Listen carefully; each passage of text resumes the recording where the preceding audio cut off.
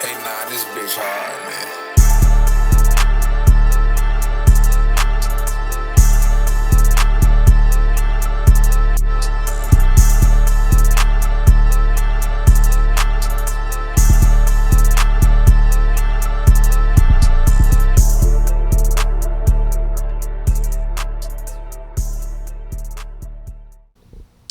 Welcome back to the Moshcast.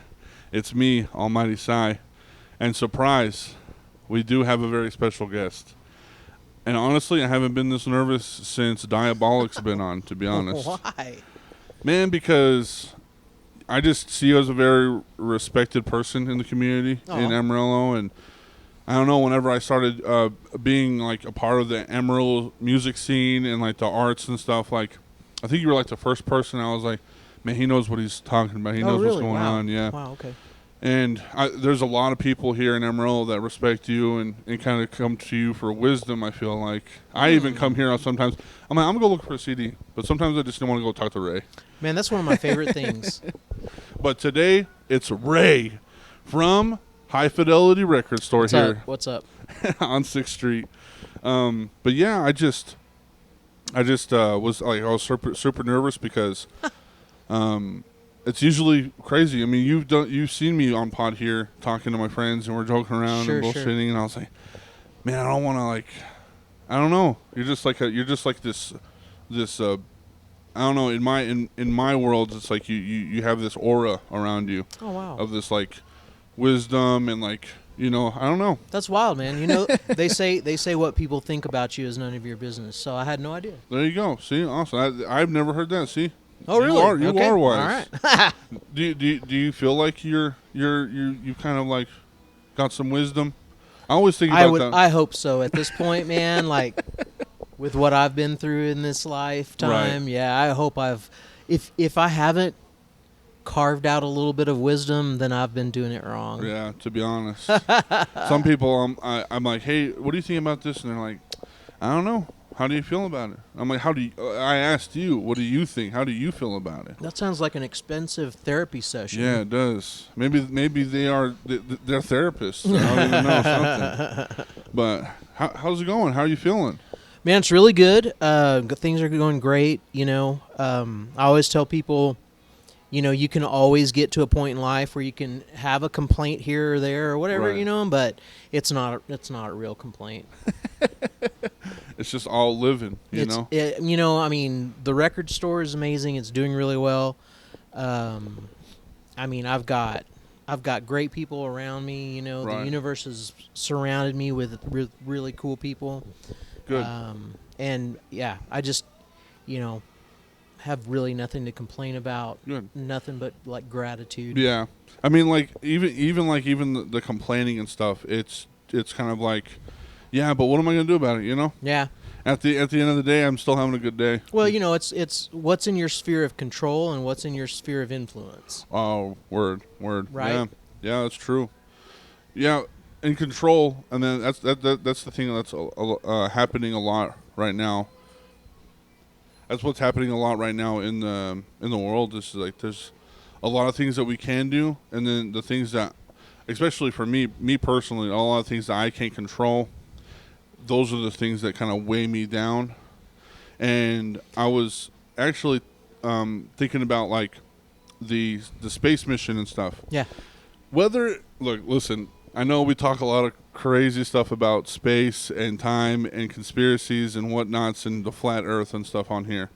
But whether I want to believe that that space is not real or whatever y'all believe, whatever, I've came to the conclusion that like especially in this time in the world, we are stuck in such a dark, very negative space that I forgot how seeing something like that as a kid, like seeing the spaceship go up into space, or like pictures of space, or going to a museum and having that awe factor and be like magic, Yeah.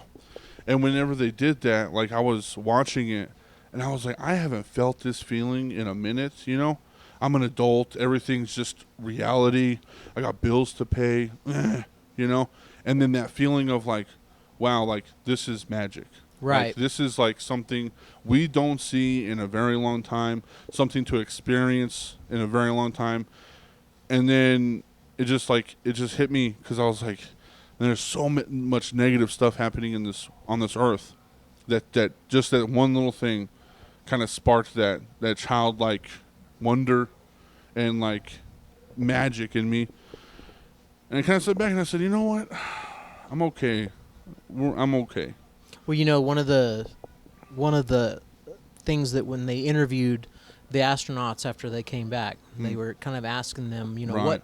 what kind of thoughts did you have, or what did you, experience? And one of the things that one of the astronauts says, she said it wasn't so much looking back on the Earth, it was looking back at the blackness that surrounded it, the vastness that surrounded it, and how small it really was. And Right. I think that, you're speaking about, there's a darkness right now. There is. Right. I think history is going to look back on, really since COVID. I mean, if you think about Right. it, I mean, I think the running joke since COVID has been, well, it can't get better, or it can't get worse than this. Right. Right. And then it does. And you're like, well, it can't get worse than this. And then it does. And so, yeah, I think that maybe that was just something that we needed collectively, is to sort of like watch these people blast off into space, Right. Now, I have a lot of questions. Right. I have a lot of suspicions. It's like, hey, well, I got some notes. I've got some things. Somebody's got some splaining to do, man. Yes, yeah. About the whole thing. But I agree with you. I think to have that, maybe that was just something that we all kind of needed just a little bit. Right.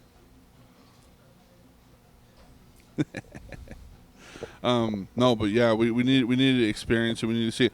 Even like, I mean, this is just like small. This is like me in my little bubble.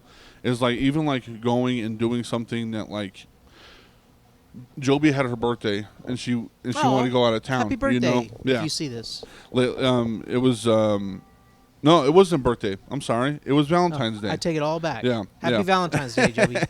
It was on Valentine's Day, and I just took her to Lubbock. I said, we're not doing anything here. We're going to go to Lubbock.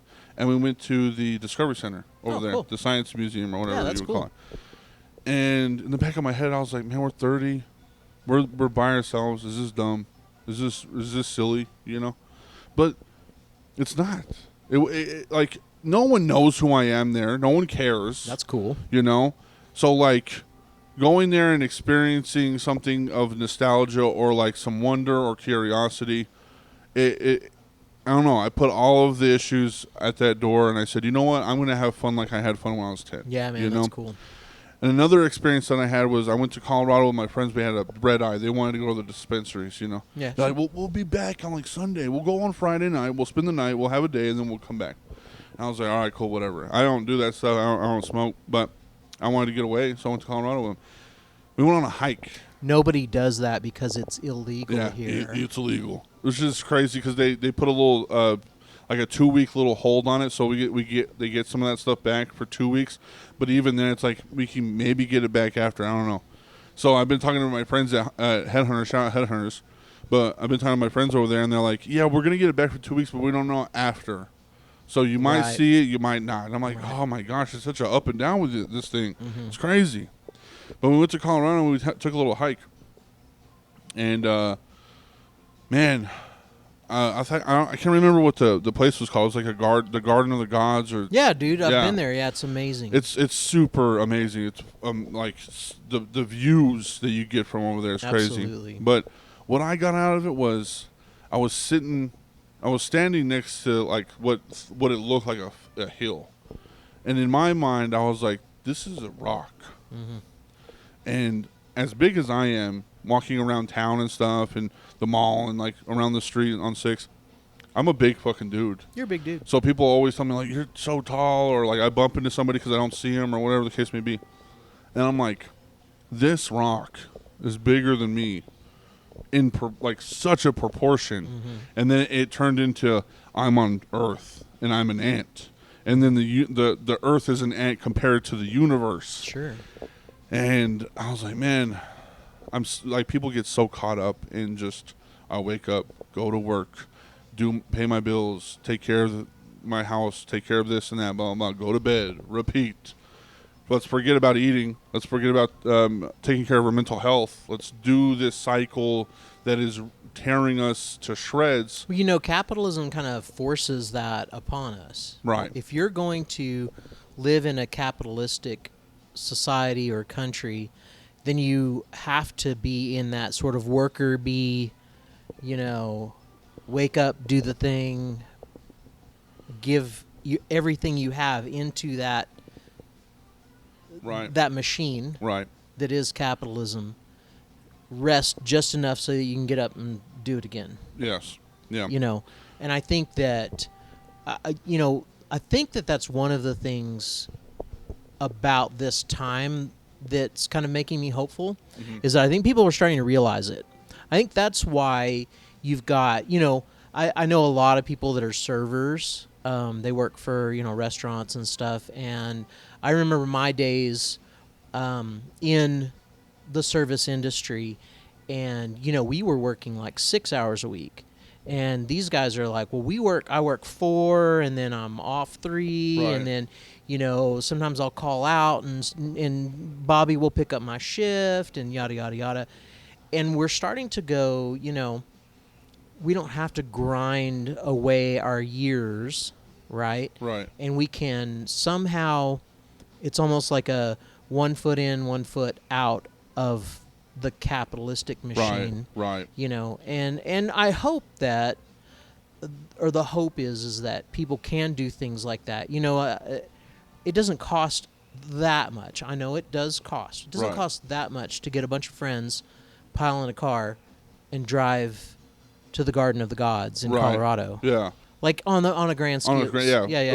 Like you can pack your sandwiches for Yeah, the you road. can. Yeah, you can. Fill up. Well, we do that. Yeah, we pitch in for all the gas. So like what, Yeah. $10 each? Yeah. Depending on how many people you got. Yeah. And then some badass music and Yeah. some pot or whatever the fuck. Yeah. And just fucking go and do it. I mean, roughly, you're spending maybe, if you want to like go like silly extreme, maybe $100. Sure. Each. And that is a lot right now. Right, I mean, right. Things are costing more. Things are more difficult on all of us. But, save up that $100. Yeah. Get that group of friends together. Go see that thing. Do that thing. Right. I mean, we are on this rock, but we're only on here for a very, very small short, amount of small time. It's such a, in the grand scheme of things, Yeah. it's a blink, man. I forget. I talked to my boss about, like, we were really into dinosaurs, and we talk about Cool. like the science behind everything, and like how long and blase.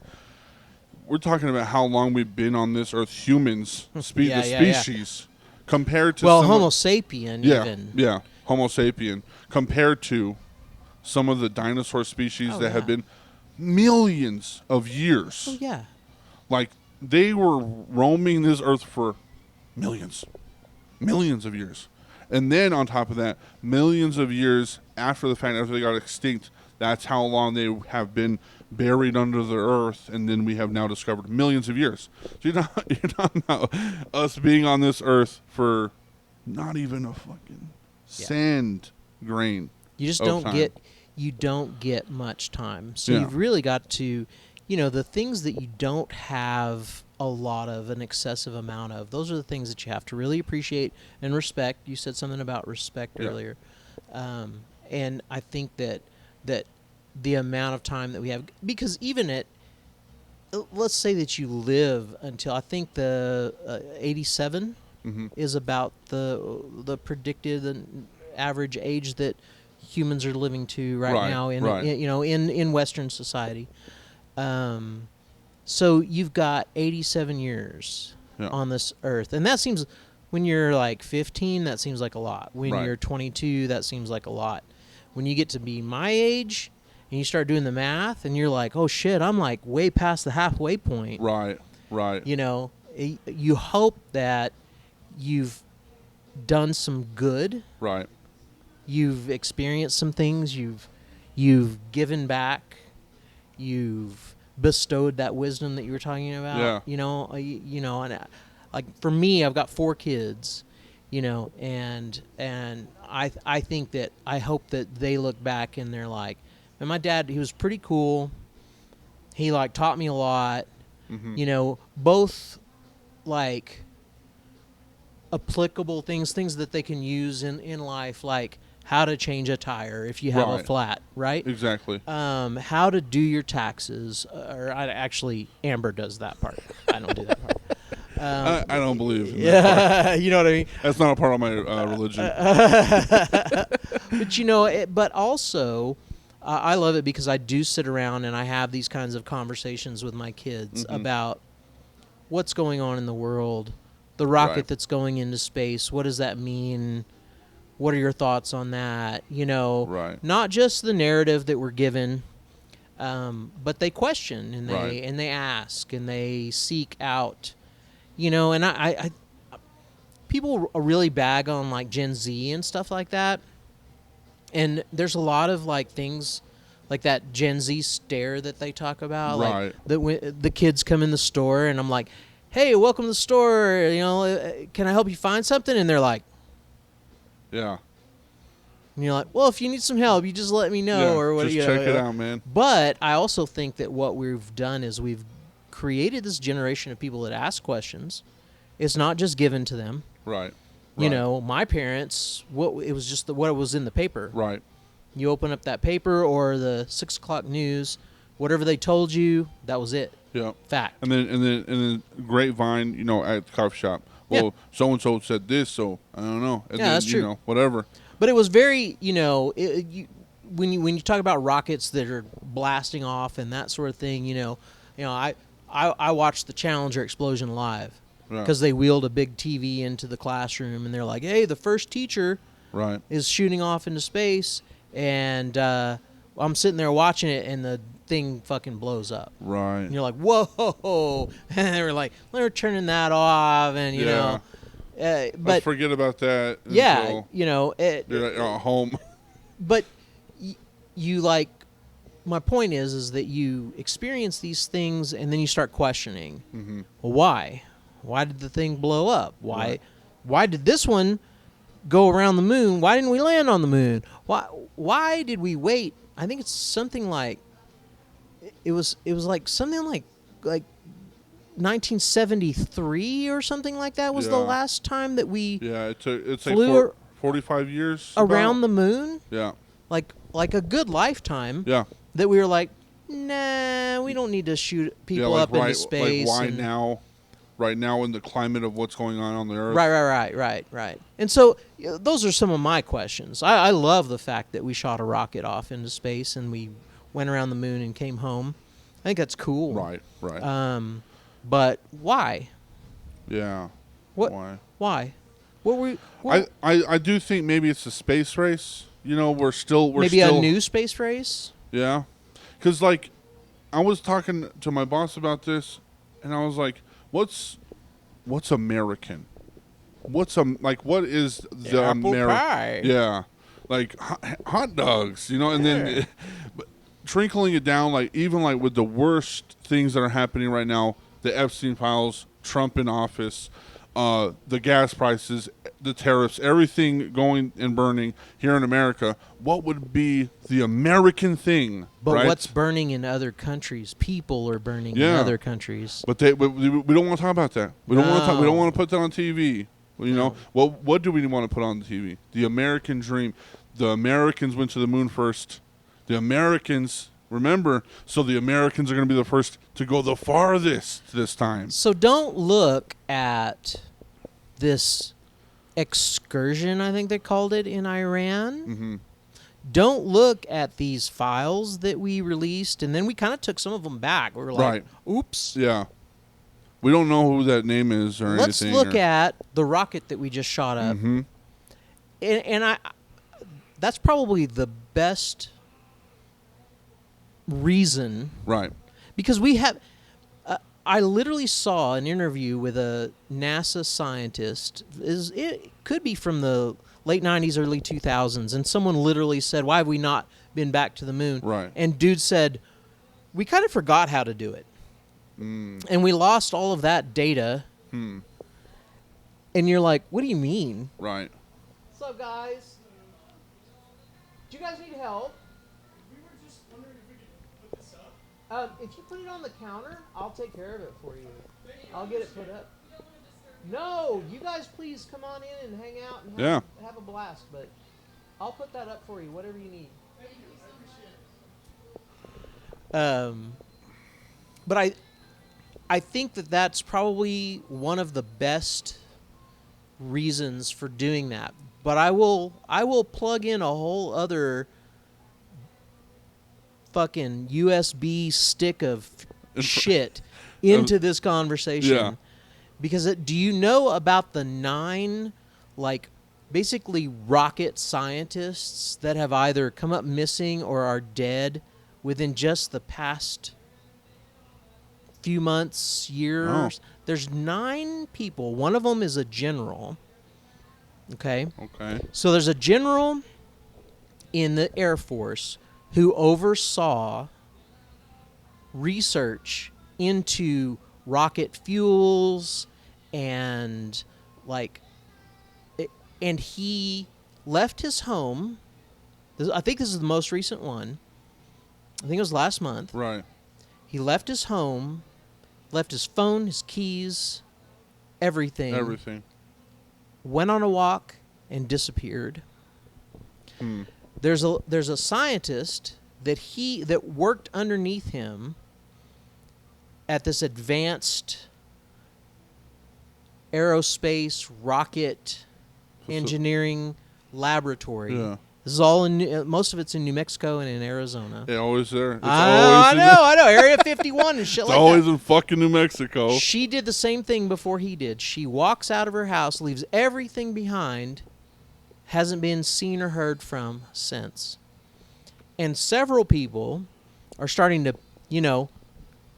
put the red yarn together on the wall, and they're like, there's something going on here. There's 9 people that are tied to rockets and rocket fuels and advanced aerospace stuff that have either gone missing or some random has shot them to death in their homes. And then we put people in a rocket for the first time in 40 some odd years and shoot them around the moon. What? I got a question. Were these people that have been missing or have passed, murdered probably? Who knows? I don't know. Look it up. By now they're like they've been missing so long. Were these people a part of the first mission that we've done here? Not that I know of.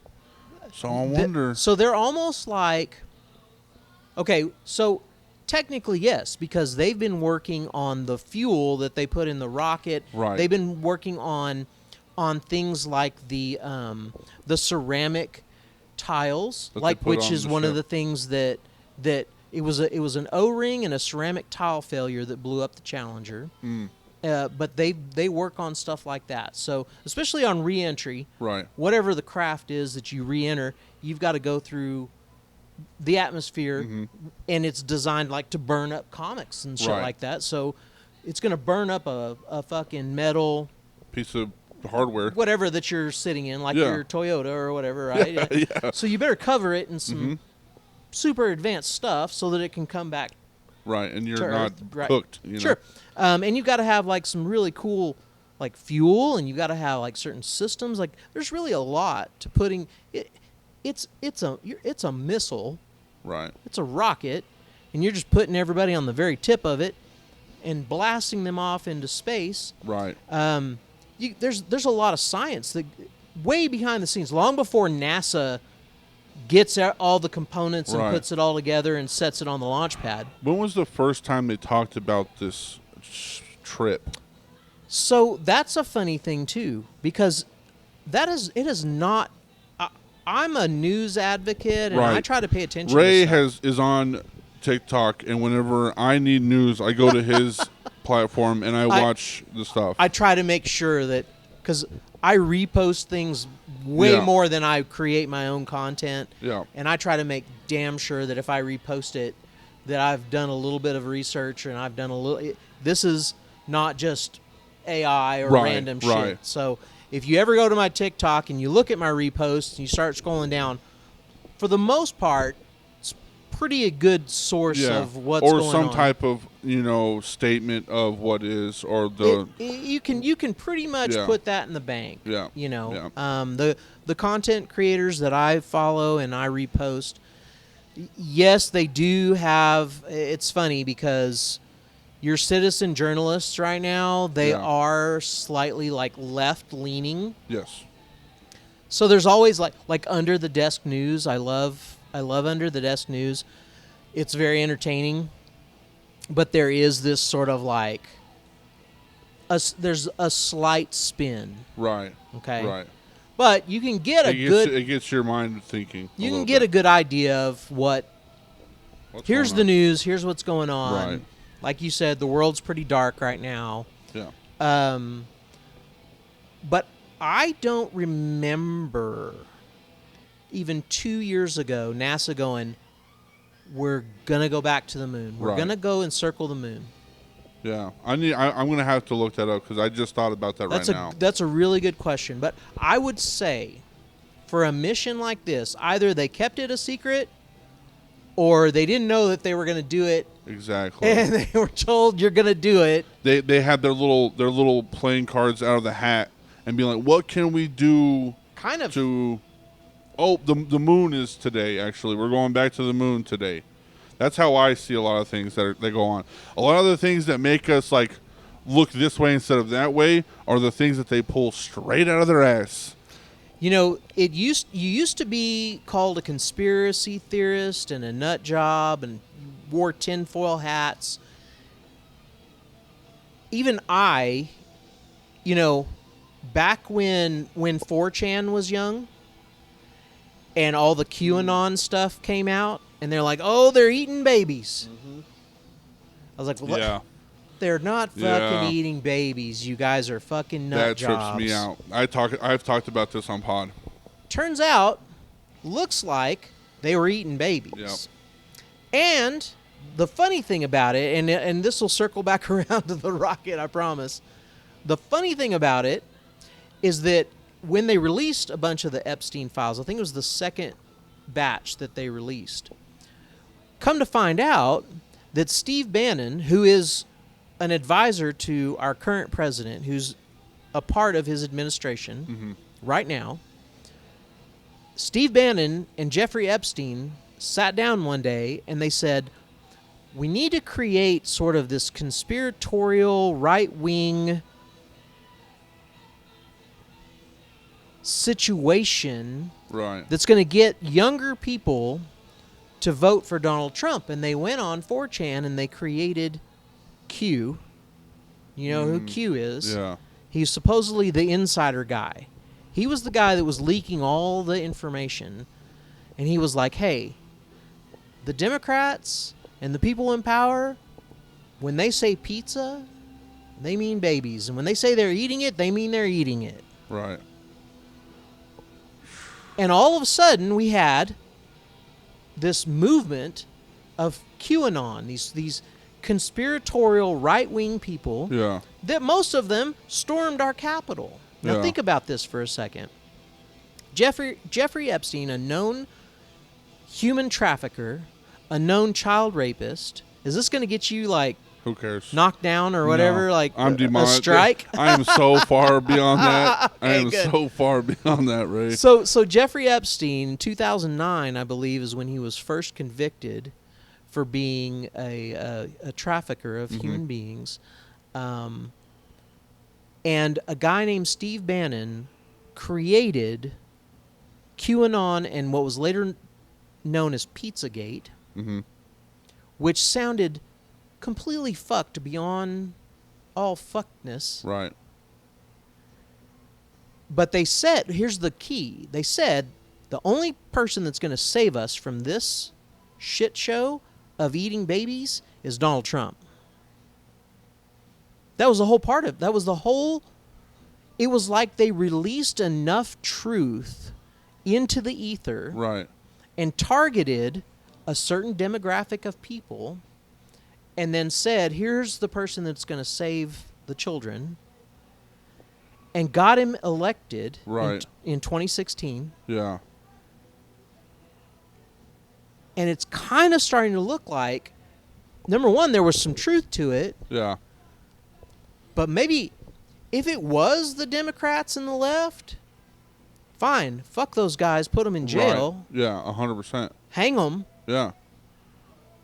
But it's also looking like there's a whole bunch of people on the right, Yeah. and it's looking like it was a president currently that was involved in it.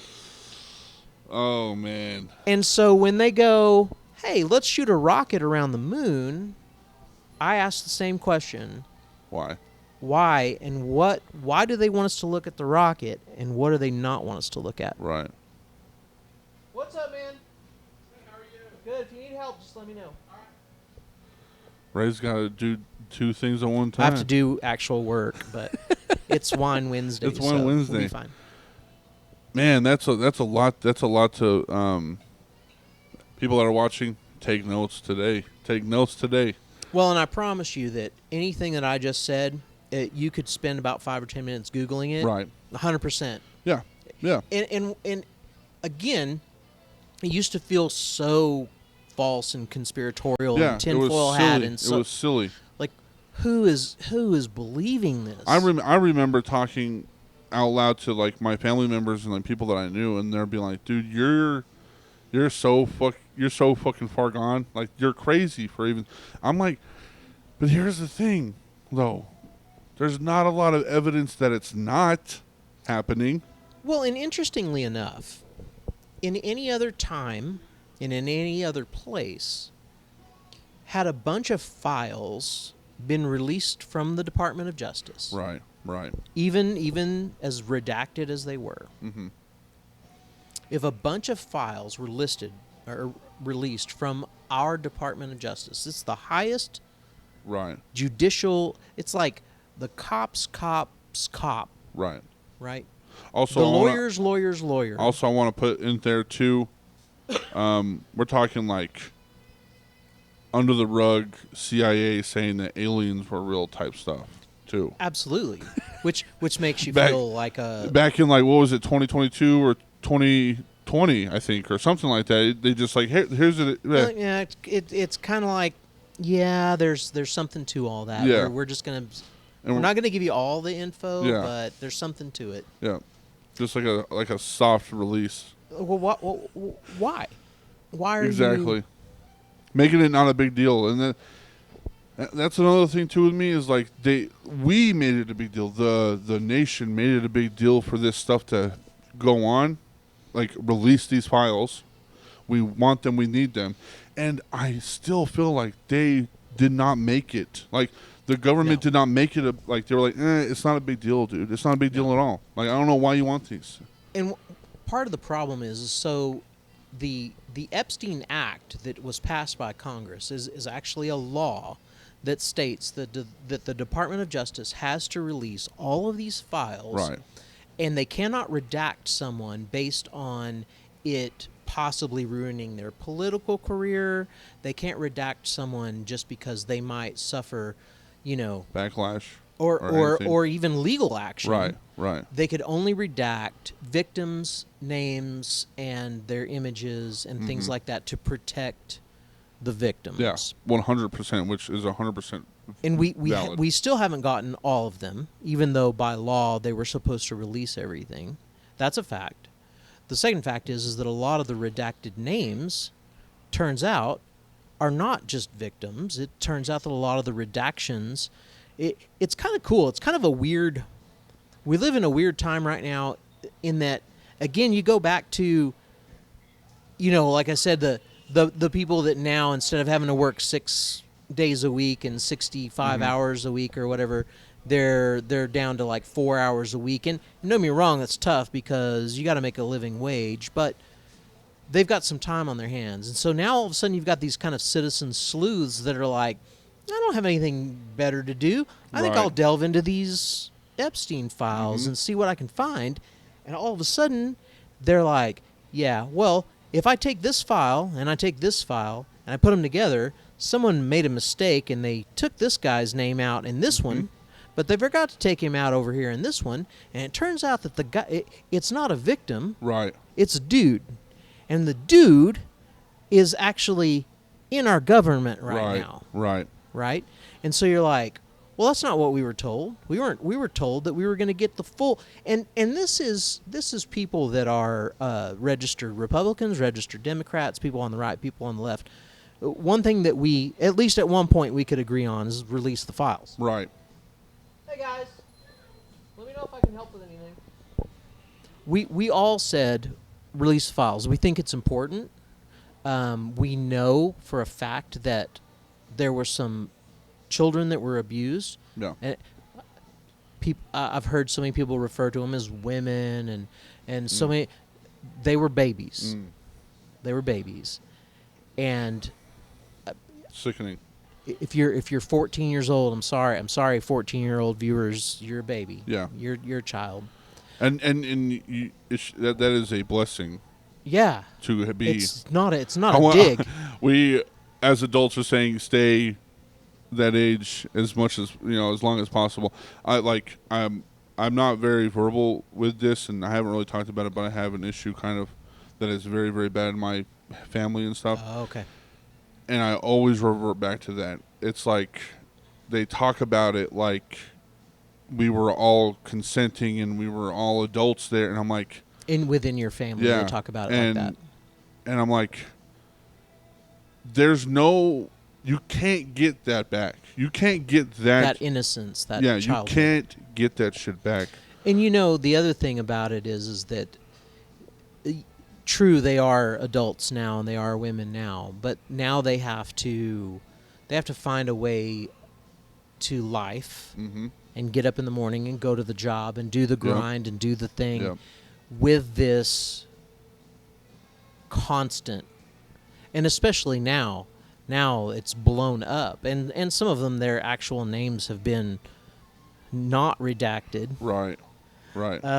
Funny. Thinking that maybe, and this is where my conspiracy brain goes to. It's like thinking if they weren't redacted, they would also get backlash too for being there in a way, because if with all of the hate, with all of the positive, I guess you could call it positive hate, because obviously we're supposed to hate this, right? We're supposed to hate that these Epstein files actually exist. This actually didn't happen, I hope that the fact that we're even having to have this conversation, it tears me up. Yeah, it does.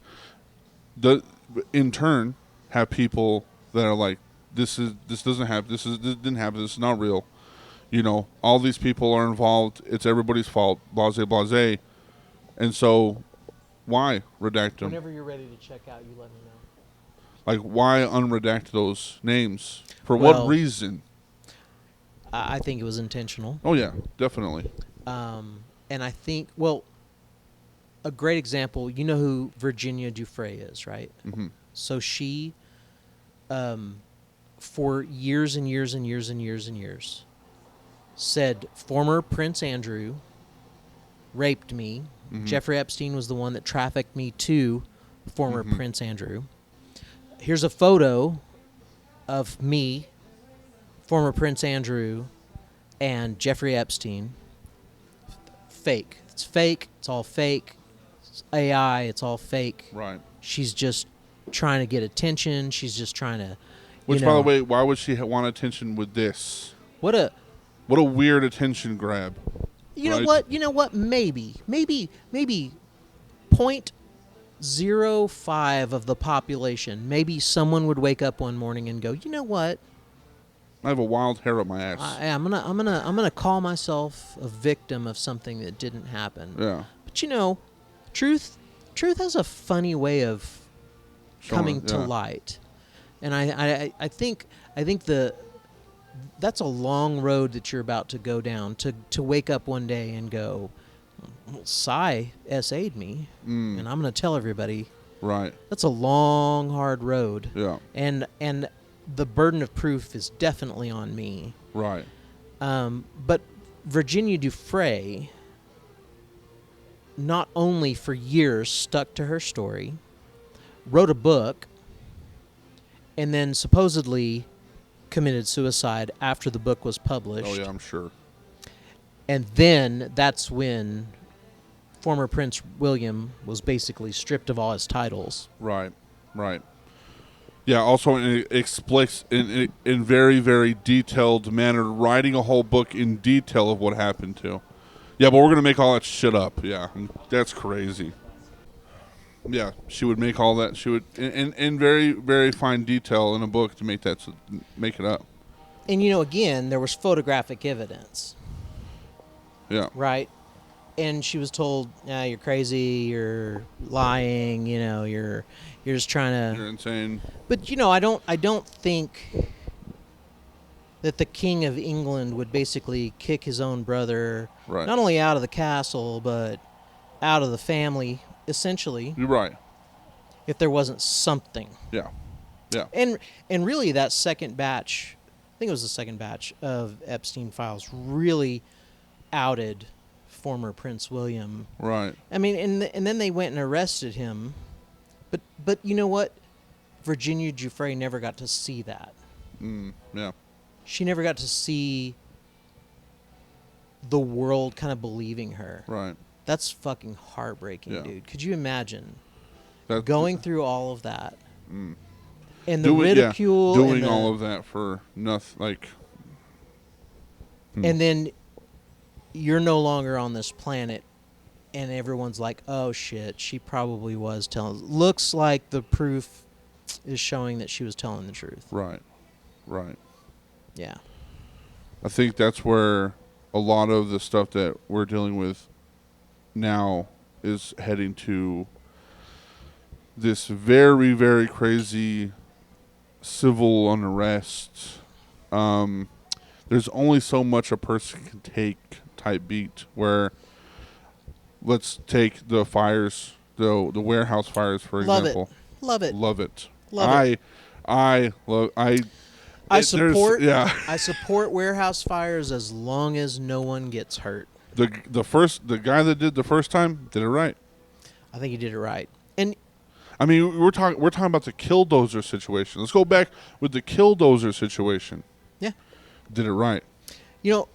I think historians or history is going to look back on this time, and I think that people are. I hope that we're still around, and I think people are going to sit in class and they're going to go, here's how this, kind of like the way that we learned about the civil rights movement, Right. and Right. how we learned about when people were protesting the Vietnam War, and how women fought so hard just to get the right to vote. Which also, I would like to say, a lot of the things that also went down in those times were very, very extreme as well. But that does not dictate what we consider extreme in this time anymore. I think that I think it's a progression. I think that people tend to try to vote and say, we don't want this, we do want this. And when that doesn't work, I think they try to, they make a sign and they try to march down the street peacefully. Which is totally, totally fine. And it's within our rights. Yes. And I think, we've had 3 No Kings protests. Mm-hmm. We've had a couple of, and they were an okay attempt at sort of shutting down the economy. Hey, Right. on this day we're going to not buy anything. We're not going to go to work. We're going to, not that many people participated, but it was a fair amount. But I think historians are going to look back and go, it started off, the movement started peacefully, and once they felt like making a sign and standing on the street wasn't working, Right. then they started setting fire to the buildings. Yeah. Yeah. And typically the next move is always it's filled with violence. And I'm not advocating violence. Yeah. No, we don't want people dying. Don't let people die. But when your government doesn't listen and you've done everything that you possibly can to try to get their attention, violence is always historically the very next move. The end all. Yeah. Yeah. And let's go back to like I think people are kind of in this weird like on the line issue with the fires and violence and the enormous amounts. I think that's the problem. Is like people see this as an enormous amount, very extreme, blase. Like, oh wow, like this guy did so much damage to the economy. Compared to what? Compared to what kind of money are we see? What am I seeing from this? You Sure. know? And the problem with any type of a movement, his video said all you had to do is pay us a living wage. Yeah. That's what he was that's the machine that he was raging against. Right. Right. And I think ultimately, that sentiment has resonated with a lot of people because, fun fact, Mexico just passed a law where all Mexican citizens now get free health care. Did you know that? I have heard that. Yes, I have heard that. But And that was it's- like maybe yesterday or the day before. It's about to go in effect, too. It's not only did they pass the law, but it's about to happen quickly. Wow. And the reason I bring that up is because when people say just pay us a living wage, I think they're saying a lot. They're saying, the number that you get per hour isn't necessarily what you're going for. What you want Right. is whatever that number is you want it to provide you with a certain amount of things that we believe are human rights. Right. I think that healthcare is a human right.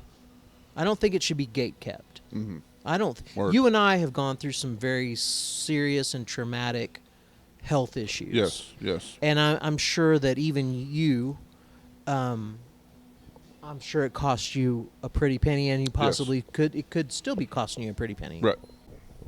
Let's talk about what a living wage is. Let's say that. Let's take away numbers. Let's say you get a cubit. Yeah. For every hour that you work, you get this cubit. You want that cubit to provide you with basic human. You want a roof over your head. Yep. You need food. Yeah. You need a certain. You hope that there's something left over to maybe save for the future. Nest egg, a little bit of something. You want health care. If you get You want sick, to live and survive. you just want to live. You want to be healthy enough to do the things that they're asking you to do. And I think that's what people are asking for. Yeah. And I think that's why the guy did what he Right. did. He wanted that cubit, whatever it is, Right. to provide him with a certain amount of humanity. Right. Hello. You could just leave that right there, and I'll put it up for you. Thank you. It's the day of flyers. I know they got a whole bunch of posters today. It's good for what we're going to be talking about at the record store day. There you Good. Right in the time there. Right There in you the go. time frame. There you go. I go to the extreme too of like thinking about basic human rights. I think a lot of the things that we are, what we think as of the society, I guess. I think a roof over your head is a basic human right. I think it should be. I think mobility, we're getting place to place. This is a little bit of the extreme. I go very extreme when it comes to this kind of thing. Sure. But if you want me to do this job, I need somehow to get there. Communication, Hey, guys. especially now with the technology that we have, and so on and so forth. There's a whole bunch of other stuff, Why do I have to pay water bill when I need water to survive? Why do I need to pay food when I need food to survive? That kind of stuff. We can go down to the nitty and gritty of all of these things. But a video that you reposted on TikTok made me think the lady that was talking about the Boston Tea Party, right? Yeah. People say, oh, it was just tea, right? It was just tea. Blah, blah. And this is what I'm thinking. because she was talking about how the civil unrest and the Boston Tea Party and all that stuff. You know how devastating that was in that time? Oh, absolutely. You know how long it took for that tea to get to that specific place in that time? It was certainly the equivalent of a warehouse of toilet paper Yeah. in today's Yeah, in today's economy. society. You're talking about a ship, months, maybe even half a year. What's funny to me, so the Sons of Liberty started that movement. They started the Boston Tea Party movement, which is basically what created this country. That Right. was the beginning of no to King George, and we want to be able to rule ourselves. Right. We get to decide what we're taxed on and what we're not taxed on, et cetera, et cetera. And I think the average American, the average patriotic American says, yes, the Boston Tea Party, the Boston Tea Party, rock on. That's my jam, right? But I think that we break when something very similar to that happens, and I think that we're told, well, he's basically Antifa, he's basically a domestic terrorist. Well, those sons of,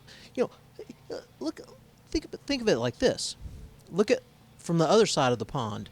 You're England, and you've established this colony across the ocean, and everything seems to be going fine. I mean, you're running it like you've been running England forever and ever, and all of a sudden these guys are like, "Hey, fuck you! We don't want your tea, and we don't want your taxes, and we don't." Right. Well, wait a minute. Right. You bunch of terrorists. You bunch of, anti-England, anti Right. the king. Get the army. Yep. There seems to be Something going on. yeah. There's a crack in this scheme we're doing. You know. I mean that even, like you were saying, people are being like, well, that was just maybe a little bit too extreme. I mean, think of all the other jobs and for the better, and this is where I come, for the better good. For the better good. I'm sorry if we have to watch, some toilet paper or whatever that was in that building, take a few steps back.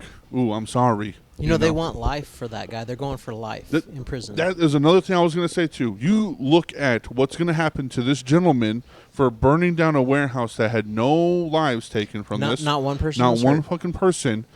And then you see a person that has murdered, or you see who this person is that has raped, or How many people in the Epstein files have even gone to court? bars. Not one. This dude's going to court right now. Right. Luigi Mangione is in court right now. Right. And it's taken this long for Luigi Mangione to get where he's at today. So hold on. So what you're telling me is that when the aggression is against the billionaires, your ass is going to court. Right when now. the aggression is against, the girls that Epstein and Ghislaine Maxwell trafficked, the majority of them, we think that they were like these models, and so many of them were poor girls, literally walking home from school in Florida, and Ghislaine would somehow had this like weird way of zeroing in on them and going and grooming them and going, you know what? What if you learned massage? What if we flew you to France, taught you how to be a masseuse? Right. You look like you're something special. They were just walking on their way home from school, Right. Because mom had worked all night long and was asleep during the day, so they had to walk home, and they targeted those people. And do you know where Ghislaine right now? Do you know she's the only sexual offender that's in this ultra minimum? She's in. When people say club fed, people wish that they had this kind of treatment. Didn't she have a dog or something? at one point? She got moved to Texas here, and she gets her own custom meals. She doesn't go to the cafeteria. You Yeah. know how you see in the movies, and you get your Yeah, you tray, get and 3 meals you get a the day and- slop. yeah. You know, no. She gets her own like custom. Fucking chef over here. She does, and she gets an excessive amount of time outside and in the yard, and if you really want to get into the conspiracy theory of it, it's not even her. But let's Right, assume that it's her. She's getting a sweetheart deal, and in 2009, guess who else got a sweetheart deal? Jeffrey Epstein, Oh, right. there in Florida. Right. Like he literally He got a was slap on the wrist, TV dude. talking about how he was a sexual predator. Absolutely. Never in a million fucking years should have that been the case. Do you know who prosecuted that case? No. Pam Bondi. Golly, dude. She was the Florida prosecutor. She was the district Golly. attorney. She was the one that all of the paperwork sat on her desk and said, this Epstein dude. So Florida. Could you imagine being a detective and you're like, man, we've got this guy. We've got all the evidence. We've got a file this thick. Right. We're taking it to he's going down. Right. It lands on Pam Bondi's desk, and she goes, let's not do jail time. Let's say that he has to stay in Florida. But, yeah, he kind of goes up to New York. I know he's got a house there, so we'll let that slide. Right. Oh, he went on a plane to his island. We'll let that slide. Right. And then she becomes... Right there. And what's wild to me, take old Donald out of the equation. Let's just say his name appears in the Epstein files like thousands and thousands of times. Completely innocent. And pictures with he's Epstein. He's completely innocent. Okay. Yeah. Why is he surrounded by so many people that were instrumental and or their names were also in the files? Right. And there's even more evidence. Old Donnie Boy, like, one thing about him is that it's really somehow hard to pin things on this guy. But these other people that you can just literally go and search the files and read the files and go, yeah, this guy's a fucking piece of shit. Right. Well, he's in the administration. Yeah. He's surrounded. Let's say you and I, and you and I have actually talked about this before. Yeah. We've been like trying to catch up, and we're like, oh hey, you remember the guy that he'd come up here and perform at the store, and he was a rapper, you know, and you're like, yeah, I don't associate with that guy anymore. Right. Oh really? Yeah, some things came out. Yeah. Right. Yep. You're like, oh, well then I'm like, well, I don't want to associate with that dude anymore, so I'm not going to book him at the store anymore, right? Yep. Like, that's what you do. Yep. Right? So, in 2009, this is before old Donnie Boy became our president. Right. This is 2009. This is when the world knew that Jeffrey Epstein was a sex trafficker. Yeah. Yeah. And he abused young girls. Yeah. And he did horrible things. But now, our government's top positions, I know Pam Bondi did just get fired. Thank God. Todd Why was Blanche, she in there in the first place? Todd Blanche is as big of a piece of shit as she has been. Right.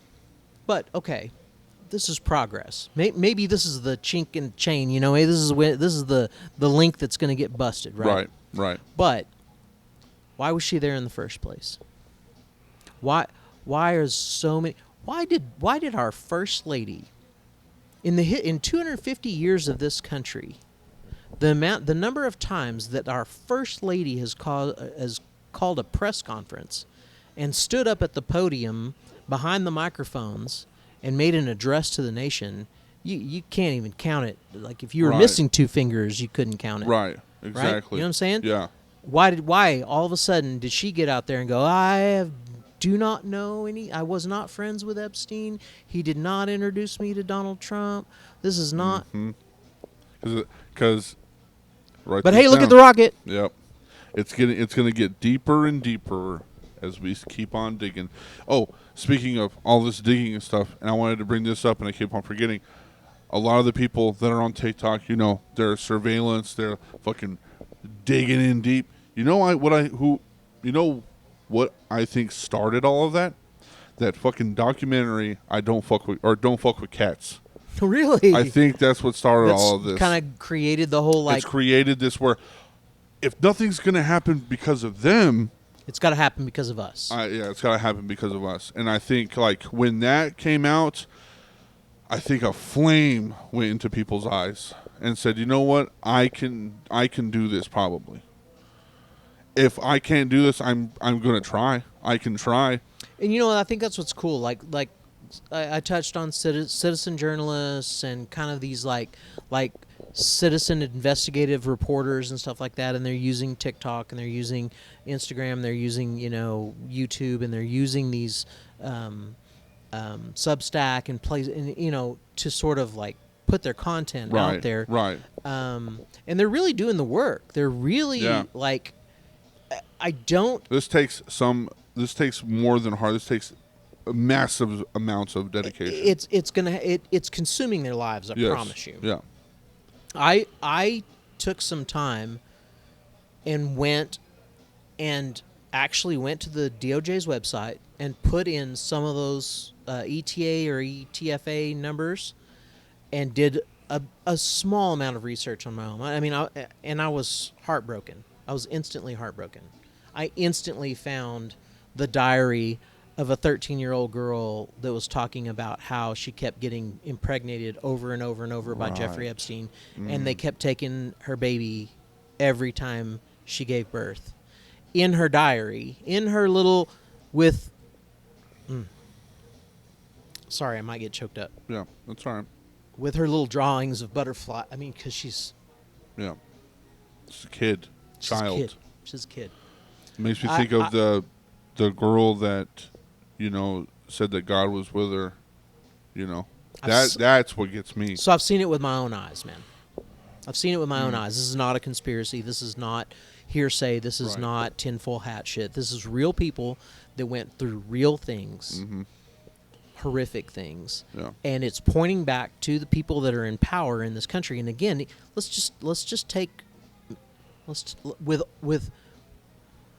no, I don't have any respect for him.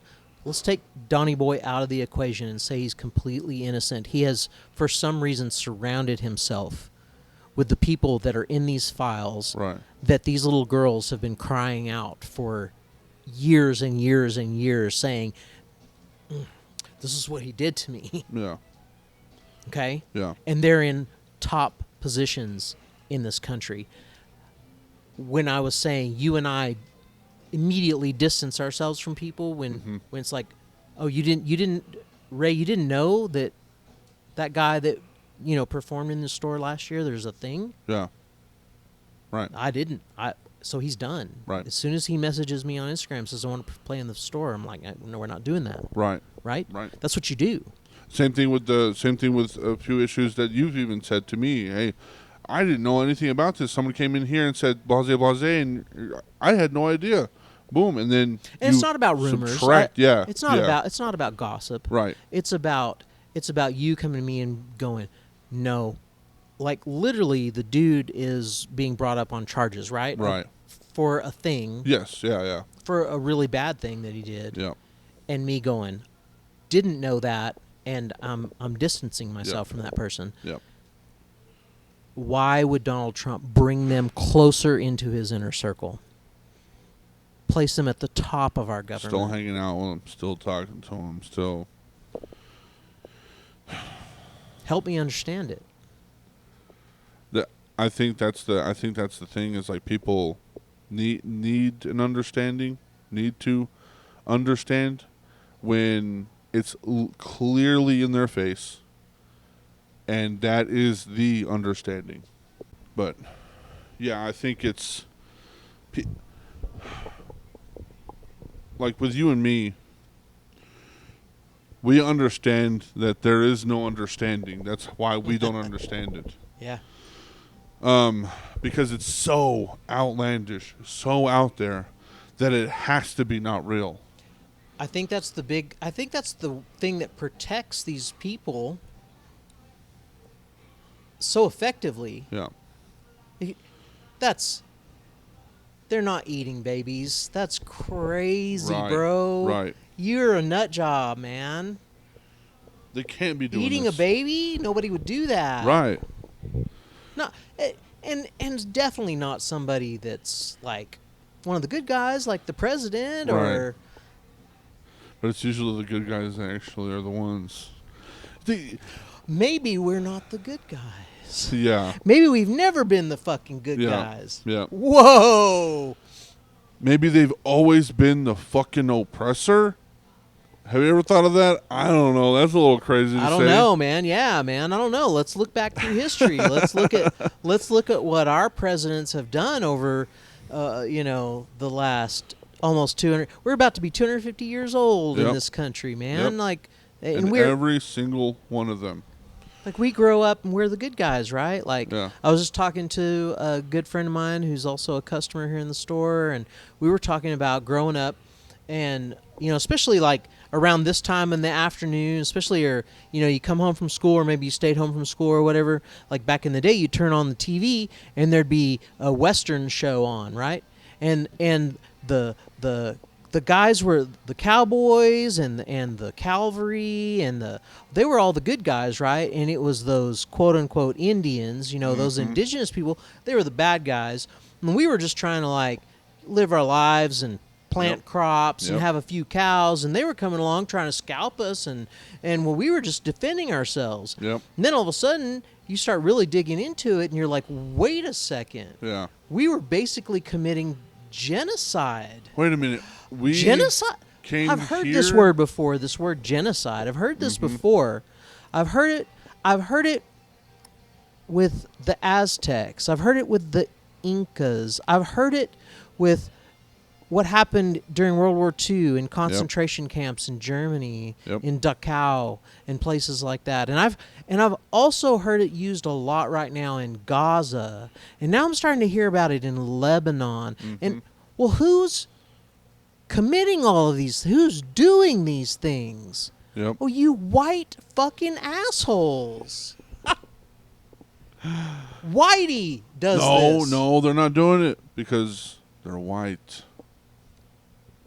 Why are they doing it? Why are they doing it? That's how it goes. Like it's crazy to me. Like you were saying about like the indigenous and stuff. It's like they were the savages. They were the ones that were horrible. killing, and they were the And there's always a little bit of truth in the lie. right. Because even some of the biggest indigenous wars that happened here in North America, like the Apaches were pretty like fucking ravenous, man. The Comanches were pretty fucking ravenous. You didn't fuck with those guys, Right, they were hardcore. But there were so many tribes that were just like peaceful. Yep. Super chill, man. Yeah. They didn't really go to war. I mean, sure, if somebody came along and started fucking with them hard enough, Right. they'd fight for themselves. Right. But they didn't just like go around. And the whole like, the Pilgrims, and they came over and the first Thanksgiving, and the natives they fed them so they wouldn't starve. Right. And you're like, oh, they were so Pocahontas. They were like, what? Yeah. Oh, but they were the evil, and the key is that they were the godless savages. Yeah. Yeah. Now that's the They key, didn't know man. Jesus. Like if you ever want to know, if you ever want to look at like when we go in and we commit genocide, well, they didn't believe in our God. Right. They had their own stupid God. So and they're their all own, wrong. We're right. We're Always. right, dude, because we be right and white Right and white all the time. all the time. And recently, I just watched this. I think it's called. I might be wrong. Sorry if I am wrong, but it was an illustration. It was called the king, the king with two crowns, or the two crown king. It was an illustration. It was an animation cartoon. It was about this creature. You really didn't get to know what he was. He was under this cloak. Okay. And you saw his two beady eyes and his feet in his hands. but he had a crown on. And everywhere he went, he wanted everyone's crown. Doesn't matter if you were peaceful. Doesn't matter if you were bigger than. Doesn't matter if you were smaller than. I mean, he went down to the it was very, very amazingly drawn. It was great. It was a badass animation, but it was like everywhere he went, he took everyone's fucking crown, and then he died, and then he went to hell, basically, whatever your interpretation of that is, and he's sitting at the table. And all the kings that he murdered are there. And then you have death, and he has his own crown. And he does not stop there. He does not stop there. He keeps on, he keeps on, he keeps on, he keeps on. And it resonated with me because I feel like that's what we're doing all the fucking time. We are doing that all the time, and we're doing it throughout human history. And we're doing it over and over and over again. And when people say that history repeats itself, it doesn't repeat itself like a copy per se. Right. Like copy, paste, right. history. It's more that it repeats itself in sort of a timeline way. If you were to just go, humans did this, then they did this, then they did this, then there was a fall, then there was this, then there was, you can kind of plot that out historically. Right. And honestly, what's wild? 250 years. 250 years is about the maximum of every empire that we can trace all the way back through history. The Greeks, the Romans, Genghis Khan. And this is the 250th year, right? Yeah. July. Isn't that wild? Isn't that wild? That we're kind of, and I think, I don't know about you, but I feel it. Right. No, yeah. There's something in the air. I feel like there's about to be some kind of a change. Right. It could be for the better. It could be for the worse. I don't know. Yeah. But I think it's going to be different. I think, and it's not going to happen on July 4th per se, right? But I think in the next couple of years, the next few years, I think that there's going to be enough of a change that we're going to be like, whoa, right? Because I mean, if you lived under Constantine's rule, if you lived in ancient Rome, there was this moment of glory where you felt like ancient Rome. USA, right? We're the best. And then at some point in someone's life, they were just chilling on their fucking rock couch or whatever, you know what I'm saying? And they were like, oh, fuck. We're not even Rome anymore, bro. Mm-hmm. Yep. It's gone. Yeah, it's all over. What the fuck are we going to do? How does that work? Think about this coin that I have in my pocket with the emperor's face on it. It's not worth anything anymore. What the fuck, bro? That made me just think of. Came to the realization. There is no American dream. We've lost that. I don't know that it ever was a thing, though. You think it was just kind of it was marketing, bro. It was marketing? It was because again, it goes back to what we were talking about earlier, the living wage. What do you got to do to make that living wage? And you get up in the morning, I've seen a million fucking TV shows, a million fucking movies, and the character, there's that Jim Carrey movie where he's actually they're filming his entire life. The Truman Show. The Truman Show.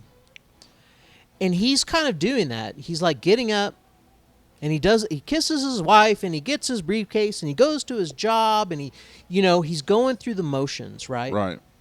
And then things start kind of happening around him and he starts questioning. Dude is probably late 20s, early 30s when before he starts questioning. Right. He's lived a half a quarter of a life. Yeah. Without question. I get up, I put on my suit, and I eat my breakfast, I kiss my wife, and I get my briefcase, and I go to work. I go to work and I work for 8 hours and I come home and I kiss my wife and I eat my dinner. Take and a it's shower, go to bed, do the same repeat, thing repeat, over. repeat. Give to the man, give to the situation, give to the machine over and over and over and over and over. And then all of a sudden, there's this weird, like, he starts to see the world a little bit differently. And then as soon as he makes that sort of realization, as soon as that mindset starts to change, then weird shit starts to happen. The fucking weird, like, light Starts falling. it falls and crashes and is like, what the hell? And they have, behind the scenes, they have to scramble. Oh, well, this is what caused that. It's like, okay. Weird people start to show up. His Watch dad. If you haven't seen The Truman Show, I'm sure you can find it fucking for free somewhere out there. The Truman Show was on YouTube for YouTube. YouTube, movies. yeah. I'm sure you can go watch The Truman Show, but watch it in the light of, like, right now. Right now. And what we're living through. And I think people are starting to wake up. Yeah. I think people are starting to go, I'm going to get in my boat and I'm going to start paddling towards the unknown because there's something, and you're going to find the Wizard of Oz on the other side of the fucking curtain. Yeah. Whatever that is. With all the stuff that we talked about in this section today, go find the fucking wizard. You gotta pull back the curtain, man, and see that the wizard's just this little old dude. Yeah. But he's wielding a lot of fucking power, and he's wielding a lot of control over your life. Whatever that is. And I think we're really close to that, because I don't think that we can keep doing the same thing over and over. I don't think America can. We're getting tired of it. And now, the guy did something crazy, and people have looked at it and hooked onto it. We're getting tired of it. I feel like this has been going on for this has been going on for a very long time. We are getting there. I think we're getting there, man. I think we're ready to burn the warehouse down. Yeah. I think we're ready to release the Epstein files. Yep. I think we're ready to find out why the fuck we just sent a rocket up and around the moon. I think we're going to find out why we're going to war with all these countries in Gaza and Israel and Palestine, and we're going to figure out why these things are happening. And honestly, it's not what people expect. Man, and I don't know that it's going to sit well with any of us. No. I don't think that we're going to. When it all comes out and the guy, the little old man behind the curtain is revealed. Yeah. When you sail out across the water, and then you go. You remember that part of the Truman Show where he goes up the stairs. Upstairs, the door opens. There's the door, but it looks like the horizon. It's painted. And he goes in there, and it's a studio. Yeah. Right? I think this is all part of this whole, like, you mentioned it earlier. Oh, yeah, there's aliens, but, we'll tell you about that later. Yeah. I think it's all going to come to, and it's going to be unsettling. Yeah. There's an actual sitting congressman who, he sounds like a loony, don't they all though? Right, but he sits on this panel that's been investigating, like, non-human intelligence and UAPs and all these, like it's being released in these tiny little bits or whatever, right? And it's been maybe a month now, but he said the things that I know now for a fact would shake the average person to their core. Right. And I think it's all tied together. Right. It's all tied together. The rich people eating the babies, and the rocket that goes around the moon, and the war that's happening that we're not calling a war. Right. This new Cold War. It's thousands of people dying. Mm-hmm. Innocent people. Oh gosh. Dying. Could you imagine? Could you Kids. imagine? That's the thing too. It's like the hard pill to swallow in this whole thing. We talk about war. We're desensitized by war. We're desensitized about killing and murder and guns and bombs and yeah. Children. Dude. Those are the ones that are dying. What's up, guys? Not one, Let me know if I can help with anything. not two, Thousands. thousands, every single day. That's the hard pill to swallow for me too. That's like one of the things that like really. And you and tears I me have down. to get up every day and go to work. Yeah. And we have to somehow pretend like we don't know that. Right. Right. And I envy, if there's anybody out there that doesn't know that, if anybody out there, somebody's watching this and they're like, I didn't know, I envy you. Right. Because and this is now your time to be where we're at. But now you know. Yeah. We're trying to show you something here. You know? And it's like, it's all so much, and it's all heated up to this point where it's just gonna boil over. And Yeah. I do. Whatever that little old man is behind that curtain, whatever that is, Yeah. I think it's gonna shock people. Right. And I think a lot of people are gonna have a hard time digesting that Yeah. and living with that. Right. But man, it is what it is. Yeah. And I have control over certain things. I have influence over others. And man, I do not have control over what UAPs really are and are not, Yeah. what aliens are and are We not. have no control over what is going to happen at the end of this. Follow the Yellow Brick Road. But you just type gotta, shit. you know, I've got. You met my friend Caleb Yes. right before you started. Yeah. His whole thing is just be kind. Yeah. He's like, I don't agree with a lot of people, but I just try to be kind. Yeah. And I don't, and a lot of things actually piss me off, but I try to be kind. Yeah. And a lot of things make me want to set fire to a fucking warehouse, but he tries to be kind. Mhm. You know what I mean? And I think that's all we can do is Yeah. we've got this moment, we've got today. You and I are sitting here with this beautiful soul right here. Right. All we can do with all of this crazy fucking knowledge is just be kind and love one another. Damn. That's good. I want to say one thing that I didn't bring up before we go into the next section about all the fun stuff. We can finally have a little bit of some fun at the end. Take it down. Yeah, take it down a notch. But, you know, another thing that I thought of that I don't think a lot of people have talked about, and this is crazy because I've been bugging Joby about it, and she was like, who gives a fuck? It does. I don't, who gives a shit? That I sounds do. like Jody so much. I know. I'm like, I'm sorry I'm bothering you, but like, it doesn't make any sense. You're like, I gotta tell somebody. You know, the two people that I would have thought would have went to space already and haven't? Who?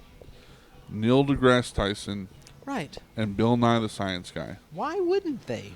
Why aren't they going? Why haven't they been to space? You know, I looked it up.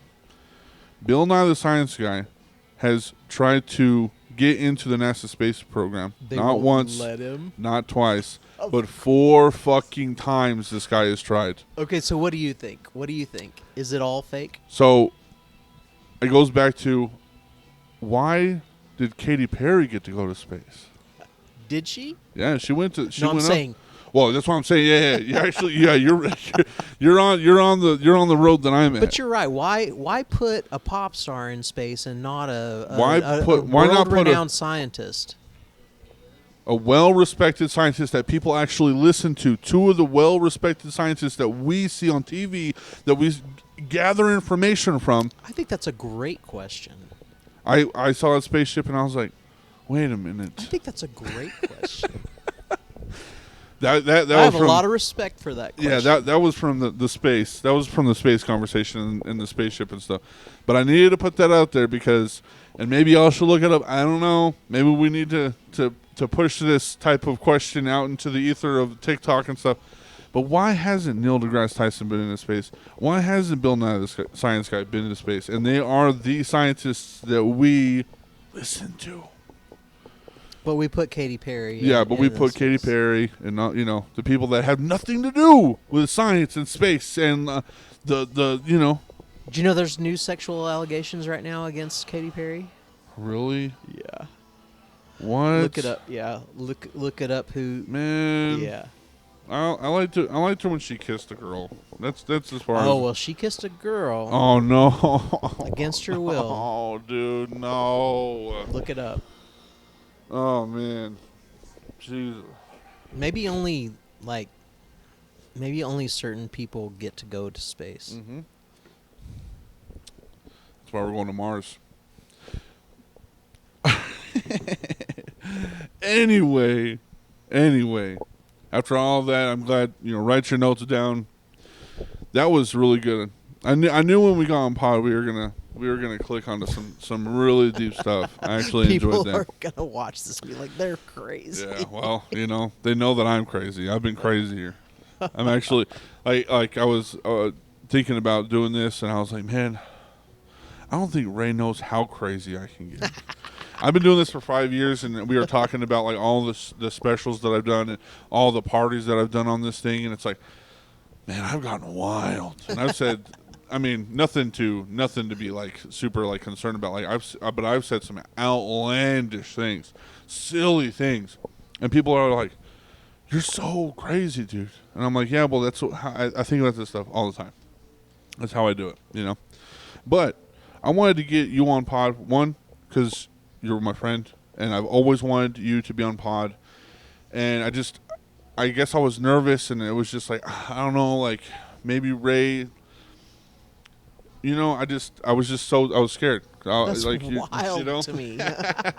But also, like, I wanted to get you on pod because, like, you are a base for the music community. You are a safe space for a lot of the communities here in Amarillo, and you've been doing a lot. The store is a huge part of the 6th Street space.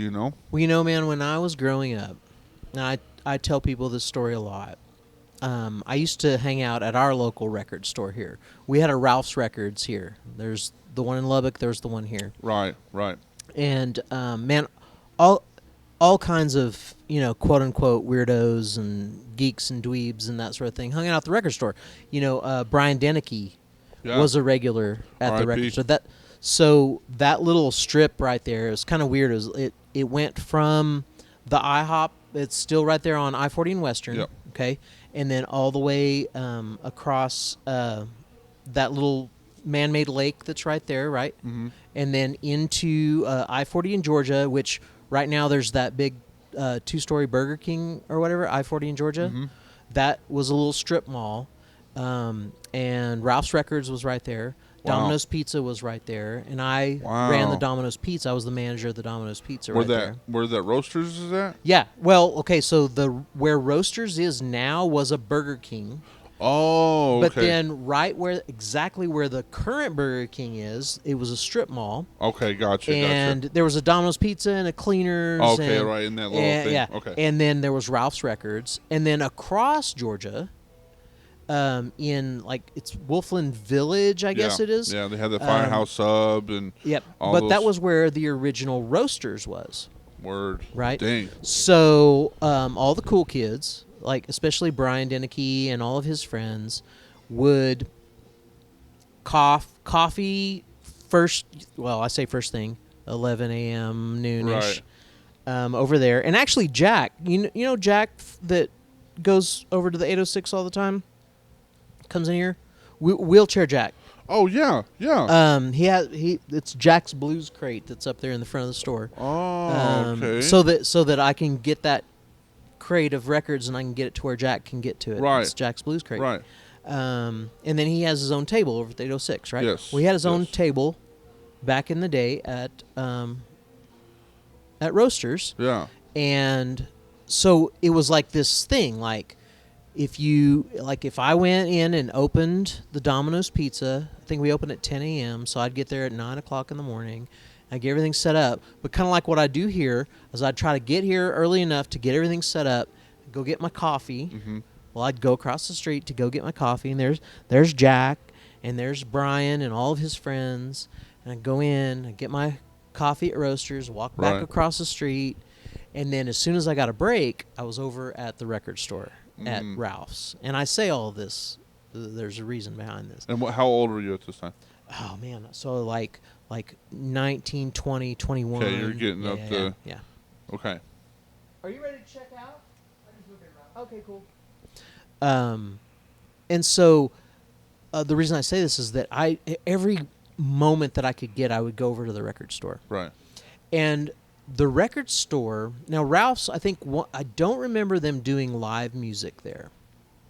But I was plugged in enough to get the magazines and to get the information, and I would read about bands like Nirvana playing in the back of a record store, Smashing Pumpkins, Rage Against the Machine playing in the back of a record store, you know, and Ralph's was just like, dude, it was like, I don't know how to explain it. It was a mecca for me. It was my religion. Right. Because I would go in there and there was always someone else in there that would be like, have you heard this band? Have you heard the new Ministry? Have you heard, you know what I'm saying? Like, have you heard of this band called Nirvana? What? Who? You know, that's where I got everything, you know? And we talked about the politics of the day. Right. And we talked about what was going Isn't on it in weird the that world. music and politics kind of It always has. always has? It always has. It always has. We've always sung, like, how, you know, System in the of a Down. courts of old, Yeah. they would come in there and they'd play a song, and it would be about what was happening during that time, Yeah. right? Yeah.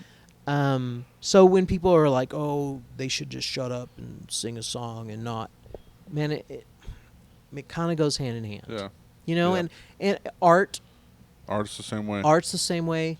And you know this because you are in it. You are the person now that people come to do the same exact thing. I hope so. I want to be. That was the goal, Right. and that was my point. Is that when I realized that I needed to leave the Nat and our little booth in the Nat and actually open a brick and mortar and really start doing this, I wanted to pattern it after the record stores that I grew up in, because they were more than for lack of a better analogy, it's not like a candle store. Like you go to a candle store and you're like, I want a vanilla scented candle, and they go over it's over there on aisle 3. You walk over there, you grab your candle, you check out, and you leave. Right? There's Right. no real emotion in that. There's no real. I mean, you might smell it and be like, that's nice. Yeah, I'll take that. And you take it home and you consume it, and that's. Record stores are almost in like a completely different. You go because you're going to run into other music lovers. You're going to run into people that have maybe more knowledge than you about the music, about what's going on in the world, about, you know what I'm saying? And you mentioned it being a safe space. I've never, in all my many, many years on this planet, I've never been into a record store that I didn't feel safe. Right. And I didn't feel accepted. And now, a little bit judged, and that's okay. Like, you know, well, so you haven't listened to the new... Wait, do you know who Angine Dupoitrain is? Have you gotten down? No? You slacker. Right? Which I will say, too, I know I'm tooting a horn for you, but every time that I've came over here to High Fidelity, we talk music and we do our thing. I've never once felt like you have been like, what the fuck, man? Man, I never wanted... So, have you ever seen the movie High Fidelity? No, I haven't. Okay, so the movie High Fidelity, that's your homework. Okay. It's what this store is based on, and that's why Jack Black stands up there. Okay. Okay. I always wondered, but I was like, maybe he just likes Jack Black. I don't know. I do. I love Jack Black, but he's part of. He was in the movie High Fidelity, and one of the things about the movie High Fidelity is that he was so judgy and shitty to people. Like, Oh no! and I never wanted to be. That was the one thing I didn't want it to be. Right. It's hard sometimes being my camera guy and my sound guy and all of it. You need a crew, man. You know, that was the thing too. Is like I was talking about how I don't know if you remember this, but when we would come to High Fidelity and do the pod, I had that kid named Braxton. Oh yeah, man. Yeah, he was my sound guy for a little bit. I remember that. And Yeah. and I haven't gotten another guy like him. How's that guy? Don't know. Aw. Yeah, he went. Wasn't he the goat? He was the goat, man. Like he Yeah. was so cool, but like he said, "Hey, I'm moving to Colorado," and I was like, "All right." He didn't have social media at the time, and like I had his phone number and stuff. And then he just dipped and vanished. I saw him one time after that, and he goes, "Yeah, I got a new phone, and I'm doing this and that." I'm like, "All right, bro. Like, I hope you're doing okay." At the time, I just didn't even think about it. I was just so excited to see him. And then that was the last time I saw him. But You know, I that's hope funny. he's doing okay.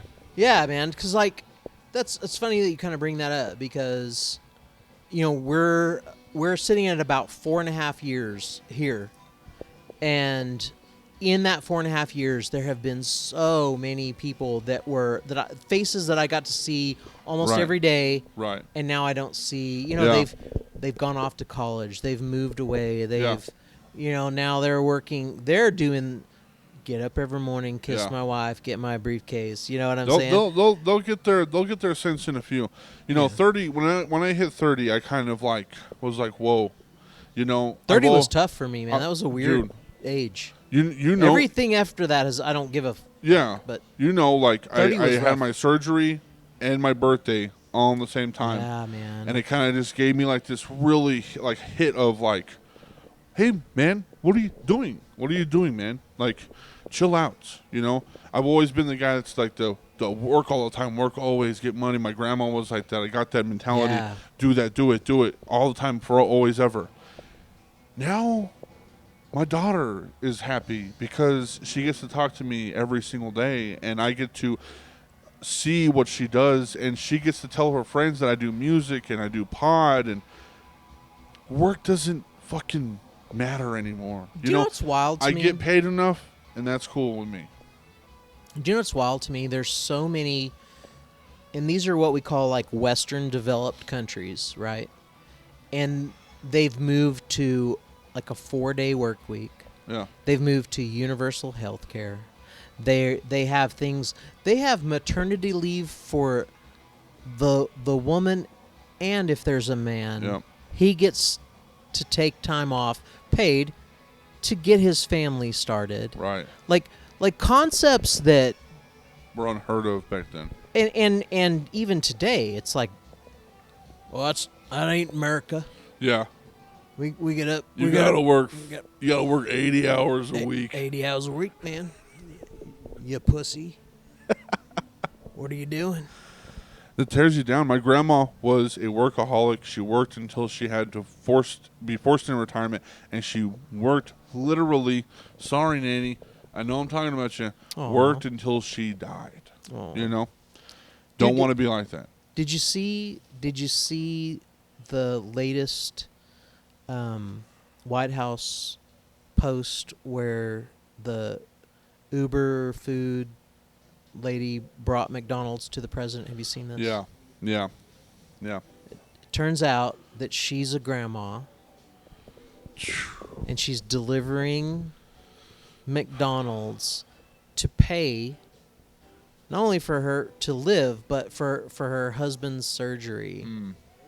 And there's our president, like, taking that food. Thanks. And they did.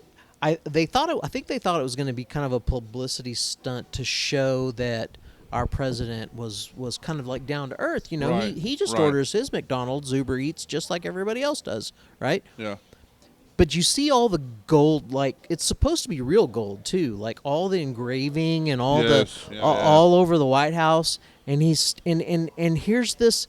She's probably 66, 7, 8, Yeah. and she's having to Work that be kind an of Uber job. Eats driver. What an if you wanted to, like, for future hey, aliens, right? Like, oh, what is it like to be an American? That is exactly it. It is Right. exactly what it's like. There's the elite wealthy with their gold engraven Right. ordering food Yeah. from a 67 who Who actually knows how old? She shouldn't even be. she shouldn't. She should be retired and she should be Yeah. on a beach somewhere, Yeah. man, just like Yeah. living and her whatever surgery or whatever health problems that her husband's going through should be Yeah. again back to that human rights Yeah. thing that we were talking about. It should be a human right Yeah. that I remember I'm so Back in my day. I'm so fucking old. I remember watching television shows like Little House on the Prairie and shit like Yeah. that. And the local doctor, well, he'd come to your house. He'd get in his little fucking wagon, his horse-drawn wagon. Right. And, little fucking Timmy is sick, and he'd fucking tootle on down the road, and he'd go in there, and he'd... You ready? No, we're going to go. Thank you, though. Very cool. Thank you so much. Hope you guys have a great day. Thank you. We drove up from Wallace. Oh, okay. Well, welcome to the store, guys. Yeah, we've been one other time. I'm sorry that I didn't give you the attention that I normally give No people. problem. We see what you're doing. Thank you so much. Yeah, thank you. There's Little House on the Prairie doctor coming to see little Timmy because he's got a fever, and he gives him some aspirin. Hey, this is what you do this, do that. What do we owe you, Doc Martin? I got you. Right. Or you know what? If your chickens lay a few extra eggs the next time you're in Right. town, Right. catch me up. Yeah. Yeah. It's, Hey, you got a beer? it should be. That is what it should be. Yeah. And now again, you and I have gone through the fucking shit show, surgery, medical. Yeah. You Gotta take care of that shit for real. and the out of pockets and the upfronts and the deductibles and the and this isn't covered and the Yeah. Wow, Yeah. what a change, what a difference. I just want a living wage. I just want that. I want that cubit. Yes. And I want that to include a house over my head, Yeah. food that's not poisonous. Right. If I do get sick, I want to say it. And honestly, if Doc fucking Martin comes to the house, I'll tip him. I'll fucking... Yeah. What, Yeah. right? Like, Give them something. of course. I mean, that even also goes into like the music world and stuff too. Man, I don't, especially, I think we did a show here one time. It was like last year or so when I did the Stone Castle stuff. Yes, I loved that show. It was awesome. was Everybody so still fun. talks about that shit. So It's fucking fun. crazy. But I was in the intention of people just coming in. I said, hey, donate to the store, blase, blase. Like, we wanted to keep these lights on, just trying to help out with whatever the few bucks. And then you gave it to me. And I was like, dude, I'm not here to, I don't want that, And you're like, no, it's yours. You're the only dude that has ever done that shit to me. Really? Yeah. And all the other places that I do this to, they're like, they don't even ask how much or whatever. But I do state, if I do this stuff, let me have fun. Let me do my thing. Yeah. Let me drink a little bit. Yeah. How about you pay for my drinks? It's not even that hard.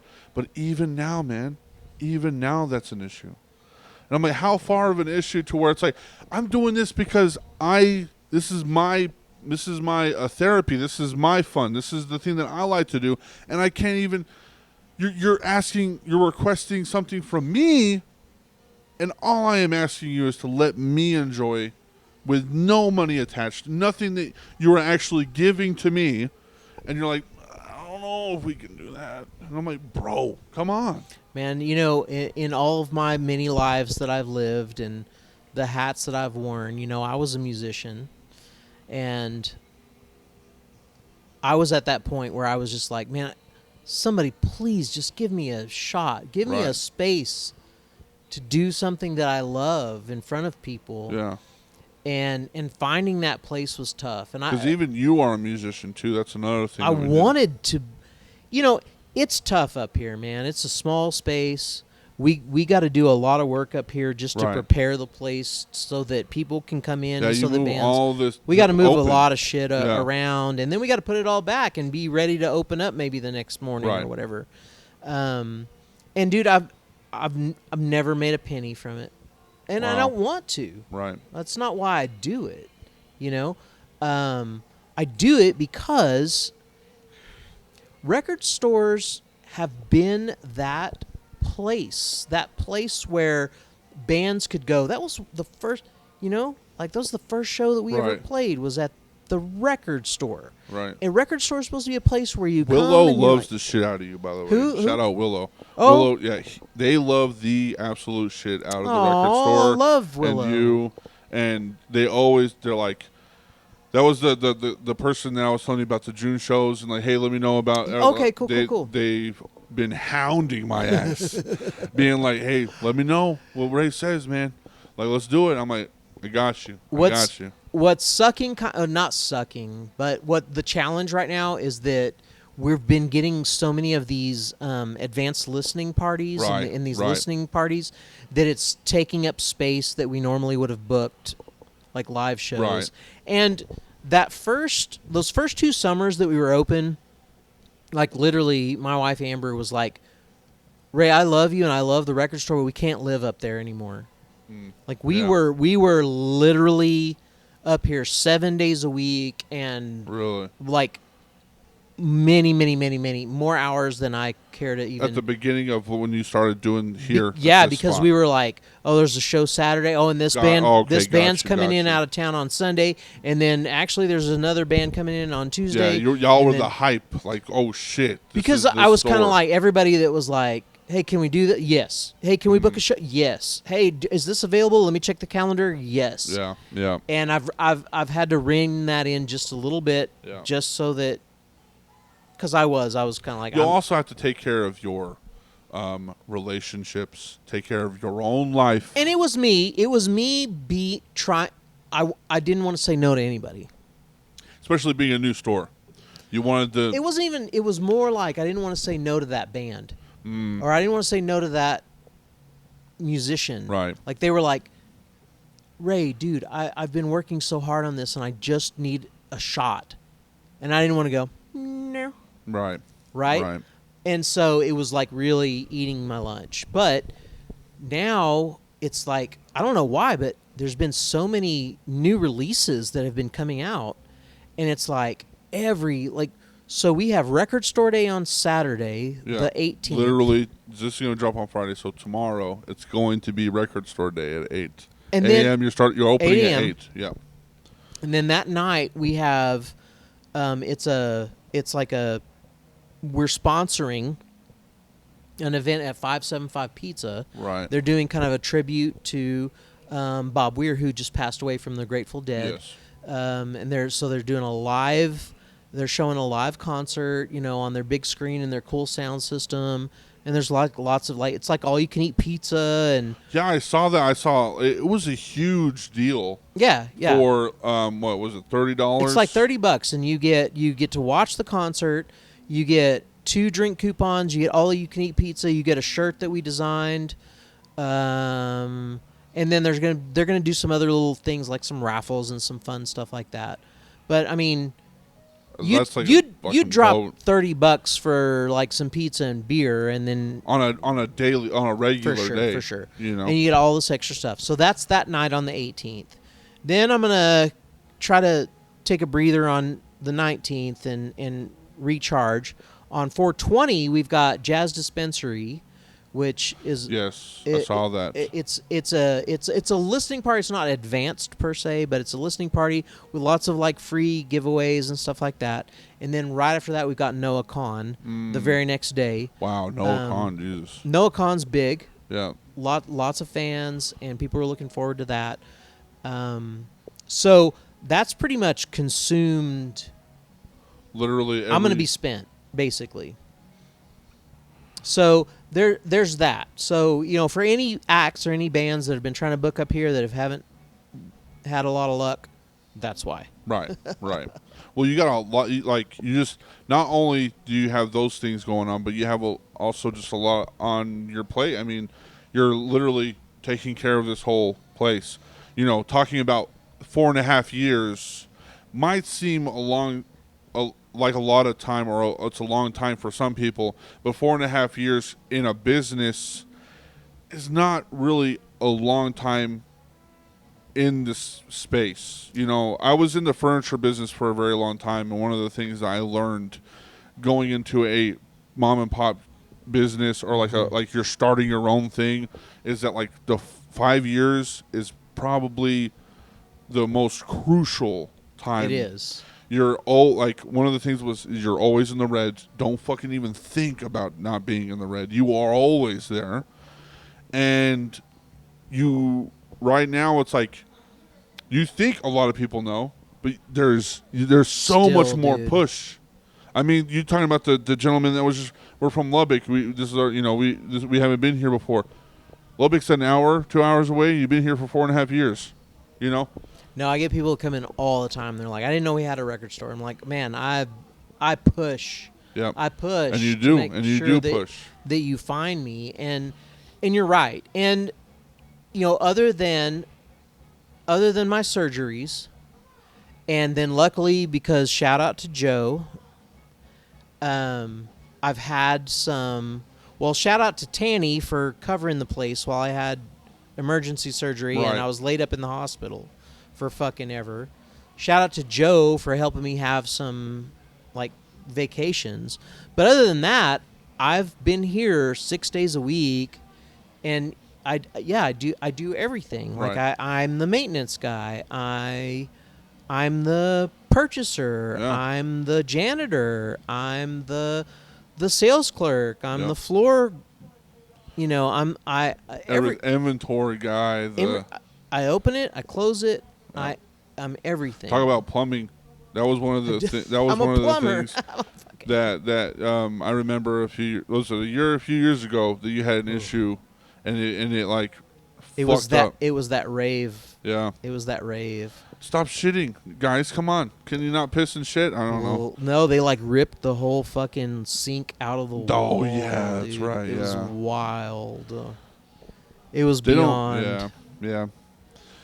It's very hard whenever you want to be a part of those things, and then you see the good stuff, which is great. Right. But you also see the very bad stuff about those things, and it's kind of like one of those I don't know. It's like here, I'm going to provide this space so that we can all be high vibe and enjoy music together. And there have been times when people have taken advantage of that. Right.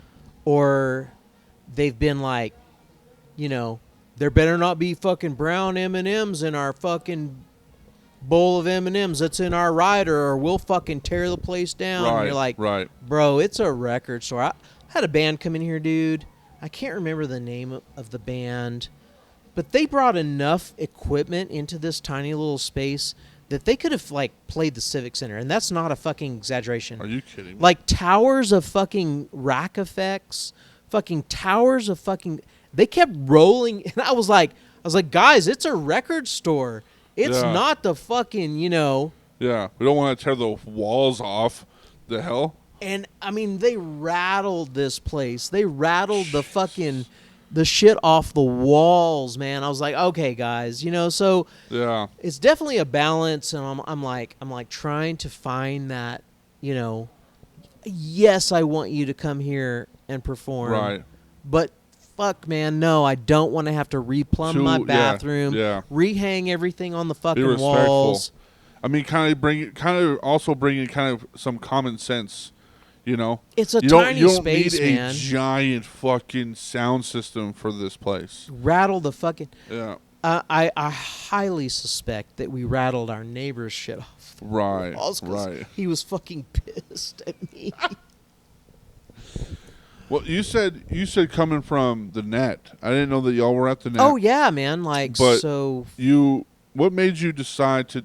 First of all, what made you to decide this is what you were going to do, and then what made you decide from the net this is what you were going to do? So, about 2008, 2009, I got back into vinyl collecting again. And everybody thought I was fucking weird and crazy, and they're like, what do you mean? Right. You're So- old. Well, Old news. And people would be like, I think I've got a box of vinyl records in my attic, and they just bring them to my house. Here, Right. add this to your collection because they're worthless. And I was like, no, they're gold, man. Yeah. That's gold. And so finally, my wife's cousins reached out to us, and they said, there's a farmhouse north of Sunray full of records in the basement. And you're like, Do you want them? And we were like, well, we went back and forth. I was like, I don't have a basement. Right. I don't have room. Right. I don't have space. The estimate was it was 80,000 vinyl records. Holy shit. And Amber was like, no, we should get them. And I was like, no, I don't want to. And then I was like, maybe we should get them. And Amber was like, no, I shouldn't. We shouldn't. We went and we looked at it, and it really was, dude. You went down these tiny, like, narrow stairs into this basement, and it was to the ceiling. Like, you just went through these narrow little paths, and it was these wooden crates, and it was boxes, and it was just to the ceiling. It was just so random, too. It wasn't like a curated collection. It was in alphabetical order or anything like that. It was just like a hoarder house. We're like, we don't want it. No, we do want it. Yes, we want it. No, we don't want it. Blah, blah, blah, blah. So we finally came up with a deal. Okay, we'll take them. And we rented the largest U-Haul that they Had. the enclosed, and I drove it to Sunray, and me and my son and his friend Luke and Amber, we went up and down those stairs all day long. Fuck. And we filled that thing up, and then we were like, we still aren't done. So my mother-in-law rented another U-Haul trailer, drove north of Sunray. We filled that up, came back to Amarillo, rented a heated and cooled Like a storage facility. on the third floor. Of course, that's the only thing they had available. Good God. No shit, dude. That's why your legs look so good. Oh, thank you. So I fill up this storage building, and I spend 4 years going through it, trashing stuff that was cracked and broken and Right. fucked up, and then finding the stuff that was in good shape. And we were like, so my mother-in-law had a tiny little booth up at the Nat. Yeah. And she was like, you should just have a little booth up there and sell records. And I was like, sure. So we made our little booth, and we'd go and fill it up and everything. It was basically like a side hustle. Right. Because I had a computer company at the time. And so I'm like going back and forth, and I'd spend my weekends going to the storage building and going through it, filling up their dumpster with garbage, and then a stack this big of good stuff, and then I'd look it up on the internet and price it and take it up to the Nat. And we did that for a little over 5 years before we opened this. Right. And I had been thinking about doing this for a while, my own record store. And Amber was like, but you realize, because at that time I didn't have to go to work every single day. Right. She's like, you're going to have to go to work every single day. Rain, shine, sickness, and in health. Right. On the weekend. Sorry, yeah. buddy. And I was like, yeah. So I'll never forget. It was right after Christmas. It was a snowy day. Amber and I are drinking whiskey and doing a puzzle. And I go, if the universe says that we should do this, Yeah. should we do it? She's like, well, yeah, you got to listen to the fucking universe, right? Right. It's like, okay, if there's a sign. So I go into the Nat, to get I think it was my first of the first of the month check, right? Right. And in the check, there's a letter. It's like, just so you know, we're done. We're either going to sell the Nat or we're closing it down. We're giving you guys notice. We hope that we can sell it to someone, and Whatever. but if we don't sell it, you're shit out of luck. Right. I go home and I'm like, That's crazy. I don't know. Maybe we're going to be shit out of luck. What do we do? Right. She's like, I don't know. And we get a phone call. Hey, there's a space on 6th Street. The lady just like bailed on her lease and everything. You should go look at it. I'm like, well, that's the fucking universe going. Yeah. You know, you better do this. Jesus Christ! A few weeks after just saying that. So we too. just roll up, and I mean, at the time, it was like, how are we going to fill this place? Like, how are we going to? So we like get on Facebook Marketplace, and we find a couch and some chairs. We're like, okay, well, that'll fill the back space with a nice little like hangout area, and then I start building all the tables and all the stuff and painting all the crates so that, you know, okay, Looks well, nice. yeah, you know, Yeah. and we just start slowly growing and building and going, but it just all came from, well, my love of music, Yeah. but also my love of vinyl records. Like, Right. like I have a passion for vinyl records. Like all the studies and all the there's a handful of people over here that say no, they don't sound better, and then there's a handful of people over here that say they fucking sound a million times better. Right. And you go back and forth. You know, I don't care. What I care about is that I know that when I drop a needle on a vinyl record, it takes me to a very special place. Mm-hmm. There's something about it that's happening. There's something of the way that needle's extracting that music from those grooves and pushing it through those speakers, Right. that I just fucking adore. And I just want that I want that for other people. Yeah. I'm like, I've experienced this. This is I your want you to religion. experience it. This is it. I have the same feeling with music. It's such a... We're talking about like music and politics going together. Music, literally almost music and everything go together. Dude, I don't know about you, but I was that unpopular, geeky kid picked on relentlessly Right. in school. Finally found a couple of friends. We were you know, have you ever seen Stranger Things? Yeah. You know the dorks that played D&D? Yeah. That was us. Yeah. Like, if I almost feel like I need to sue the fucking Duffer Brothers because they You stole my story. They literally somehow saw into my life. You stole my likeness, motherfucker. They fucking did, dude. Like, That's I was crazy. Eddie. I was the dungeon master. I was the metalhead. And we were wildly unpopular, wildly picked on. And the only place that I could escape, I was abused. My mom abused me physically, mentally. My school life was fucking shit. And the only place where I could retreat and feel like I was understood was in my bedroom with those artists like Ozzy singing to me about being a rock and roll rebel. Right. Like those bands that were singing to me, and I was like, I fucking get that. I understand what you're saying in your fucking song, man. And Yeah. fucking turning it up, and all of that other shit melted away. Right. It was all The fact gone. that I knew that I was going to go to school the next morning and get the fucking dog shit kicked out of me melted away. Right. The fact that I don't, the few friends that I had, I'm not even sure that they really liked me. Right. And I sure fucking, my home life was fucking garbage, but you know what was fucking like top notch? Music. Those fucking bands, man. Ozzy loved you. Yeah, fucking he did, dude. He fucking loved me. Yeah. He's 80% of the songs that Ozzy sang was exactly for Ray Wilson. Right. Isn't that wild?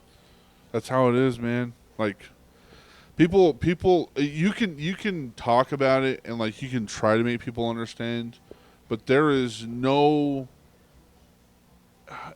There's no explaining the feeling that you get. Like System of a Down. Right I on. know every fucking song they do. They have done. A song comes on, I know exactly what the name, Yep. and I can fucking sing the motherfucker Yep. out of it. But it doesn't come from just being obsessed with the band.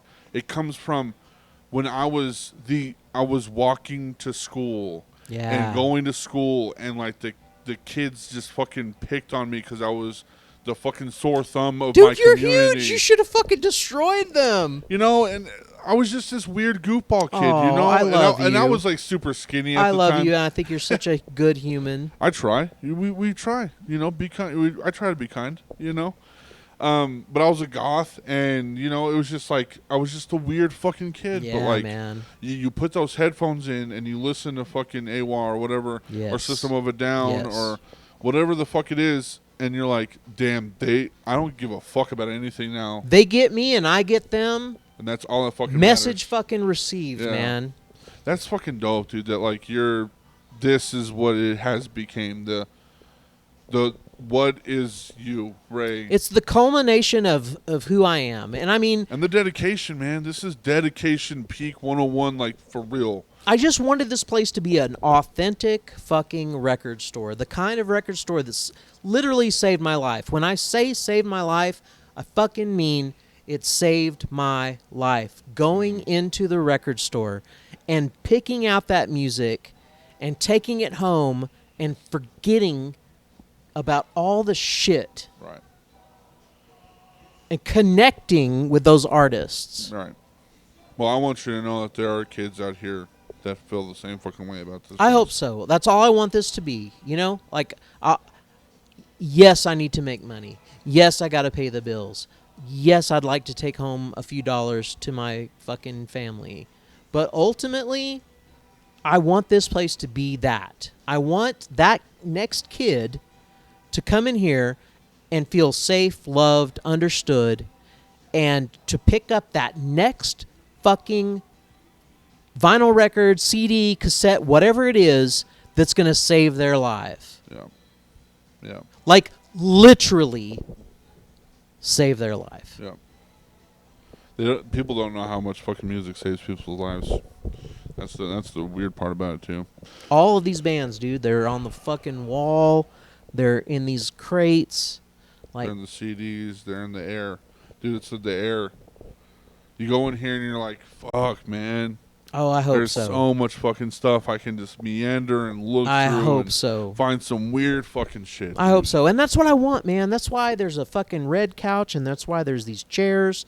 I want people to be able to come in here, go to the 806 and get your fucking coffee and come in here and be you. Yep. And be authentic and be safe and ask questions and learn about a new band or a new artist. Listen to something fucking just all the rest of the world can fucking burn down. All the warehouses All and the all the warehouses can burn the like, fuck down, and dude. but in here you can just fucking like for a little bit of time be you and be loved Yeah. and fucking love music. That's it, dude. That's fucking it. That's it. Man. And you also have Record Store Day on Saturday, or tomorrow, literally No, tomorrow. Saturday. No, Saturday, but it's dropping Friday, so tomorrow. Oh, this is actually Friday. Woo! Friday, so Time fuck. tomorrow. Time jump, you know. But it will be tomorrow, 8 a.m. 8 a.m. till 6 p.m. 6 p.m. And then 575. Back over at 575 that night. What time? 9:30. 9:30 till Till that concert is until over. the fucking Till sun they're out comes of up, till they're dude. out of pizza. Until they're out of fucking dough, dude. Yeah. Man, that's fucking dope, dude. I'm glad that I got to do this pod with you, dude. I've been wanting. I'm honored. We're definitely gonna be talking some more Okay. because, dude, I don't know. If anybody like has watched this all the way through at this point, they're like, "Fuck, man, you guys have fucked my brain." Like, If y'all got anything out of this, is question everything. Question and everything. Fucking come to the High Fidelity store and check this thing out. I've done podcasts. There's many a podcasts on the my profile where you can see I've been here. I talk my shit. We get silly, and Ray's been, dude. You've been accepting. You know, it's this month has been a really weird place for me because we were off camera. We were talking about some shit that has been going on. Not only that, but there's been a lot of shit going on with the Moshcast, and I'm going to address it sooner or later. Okay, but I don't. It's a very confusing place for me because I do understand where people are coming from, and I do understand that I might not be their cup of tea. And, you know, I might be a little too loud or a little bit too extreme or a little bit too crazy or whatever. But when I walked in here and I said, hey, can I do pod? And you said, yeah. And it's been like that ever since. Like, you've just been so accepting of just, it is. Like, what Moshcast is, how we do things. We might get fucking crazy. We might get silly. We might be getting real deep. We might cry. We might fucking laugh until our fucking eyes fall out of our eyes. Whatever the case may be, you've been like, yeah, dude, I'm down. Let's do it. Absolutely. And just, dude, be you. You know, like, if you're not someone's cup of tea, they need to go drink some different tea. It's okay. It's all good. Just get a different cup. That's right, man. We're all on the same giant fucking rock in the universe. We're all the fucking same size, and we all shit the same, and we're all going to be in the same place one day. We're all going to be in the fucking ground one day, man. Yeah. Ray, I appreciate you coming back on. No, I appreciate you. This coming is my first back on time, yeah. you. This is your first time being on. I appreciate it so much. I'm honored to be here and talking to your audience and talking to you. So, have you ever done pod? No, not like this. Whoa, dude, this is trippy. This is your first pod. I think you popped my pod cherry. Well, I'm glad that we finally got to talk, and you will be seeing Ray more. You will be seeing Ray more because this conversation. They're like, no. Nah. This is the deepest I've probably ever gotten. We talk our silly conspiracy shit, and we talk our politics and stuff. But this is the deepest, I think, and most personal and profound. Wow. That's just coming from me. That's just, you know, who am I though? I'm just this ginger fuck. I don't know. Well, I hope y'all are having a good weekend and have a good rest of the week. Tomorrow, or not tomorrow, but the next week. Whatever the fuck I'm saying. Jesus Christ. We'll see you next week. And like always, go fuck yourself. We love you.